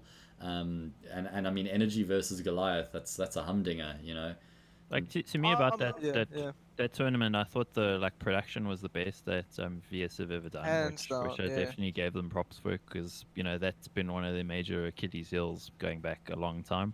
And you know the spectacle of it was there, because that's kind of what we need. It's supposed to be the biggest event. It's got to look the best. It's got to come across. And I mean, they've got the money to do it, so props to them for doing it. It's just, as you said, the single elim thing was freaking horrendous. Scary. That's really, I mean, do you want to really play 4 legs across 9 months and then go out and you know, not only that, but let's think for a second about the expense for some organizations to fly all 5 players up to the central location, house them all, and pay for everything else that comes along with that, and your team doesn't even get on the stage. I mean, that's a bit of a tough pill to swallow, don't you think? Go back to the sponsor and say that, hey, we were about like 10 meters from the stage. It's like, all right, well, I'm gonna go to the team that was on stage. Yeah, I think that was just like not well thought out. Like there are always these sort of things that fall through the cracks, but like that was a real shame. I really wish they'd consult like players, especially like some of the players. Like I could recommend a lot of players like Convict, or even someone like Robbie, just with these events, just give like their 2 cents, because there's so much input players could give, because we've been watching all these tournaments, and I'm not aware if they watch these tournaments, because it doesn't feel like the way they run their tournaments they do, you know, with single elim. Like just as an example, having, in my opinion, the biggest game of the year, Energy vs Goliath, as a backstage game, streaming, no disrespect, but like streaming from someone's PC at home, like I'm grateful there was a stream, but still, it shouldn't have been like that. But that was also because I caused shit on Twitter about it and got a lot of people angry. Only after like, that. If I hadn't done that, then I don't think yeah. On a stream. It's like, I know they don't like people doing that, but like to me, it's like, well, if I don't make a noise about it, then it's just going to be after the event. We're all going to go like we missed half of the tournament. We didn't get to watch it. But I agree with what you're saying though, Adam. I think that there needs to be like more of a consultancy basis sort of thing. 100%. Maybe from players who just aren't too active. Like, you know, like someone like Robbie isn't the best because he also wants to focus on his team, and you know, you want somebody who's a bit more. Yeah, I think Convict would be an amazing person to get hold of and pick his brain, because he's been around the block a couple of times. But I think that there's a bit of a disconnect from the organizers and the people who actually have the experience and the know-how on how to get these sort of things done. But And to me, a lot of the things that I see at these tournaments is like, I see guys who don't follow the scene, who don't like watch anything, who'll come there and go like, oh, I love CSGO, I love the scene. Okay, wait, who won the last 6 tournaments? You know, it's that kind of thing that comes through. And I think people can pick up on that, you know, if you watch. Like, if you're not actually following what's actively going on, how tournaments have evolved over the last few years, because I mean, we've seen the formats of tournaments have changed significantly. Yeah. You look at the way ESL do things, perfect for single BO1 that each team plays. That best of 3 everywhere. That's kind of where we need to be at, you know. I just get the feeling like Adrian was saying, it's sort of a legacy way of thinking rather than looking at the way things are being done internationally. Because like these guys are doing a lot more events than we're doing.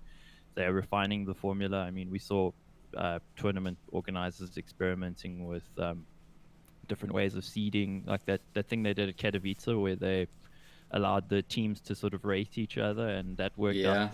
That was really cool. Like, I think that kind of thing is great, because to me also the issue with something like the VS Gaming event is because their offline portion is so long over the year. It actually, for that to determine the seeding doesn't mean shit by the time you come to the land. Yeah, so much has changed. Like, I remember, you're right, like Sinister5 had first seed or something heading into Comic-Con, didn't they? Because they won like an online leg, you know, in April or something like that. Not even with the same lineup. That's what I'm. So that's exactly what Mike was like alluding to. I agree. I think it's more important to get more relevant seeds heading into the competitions.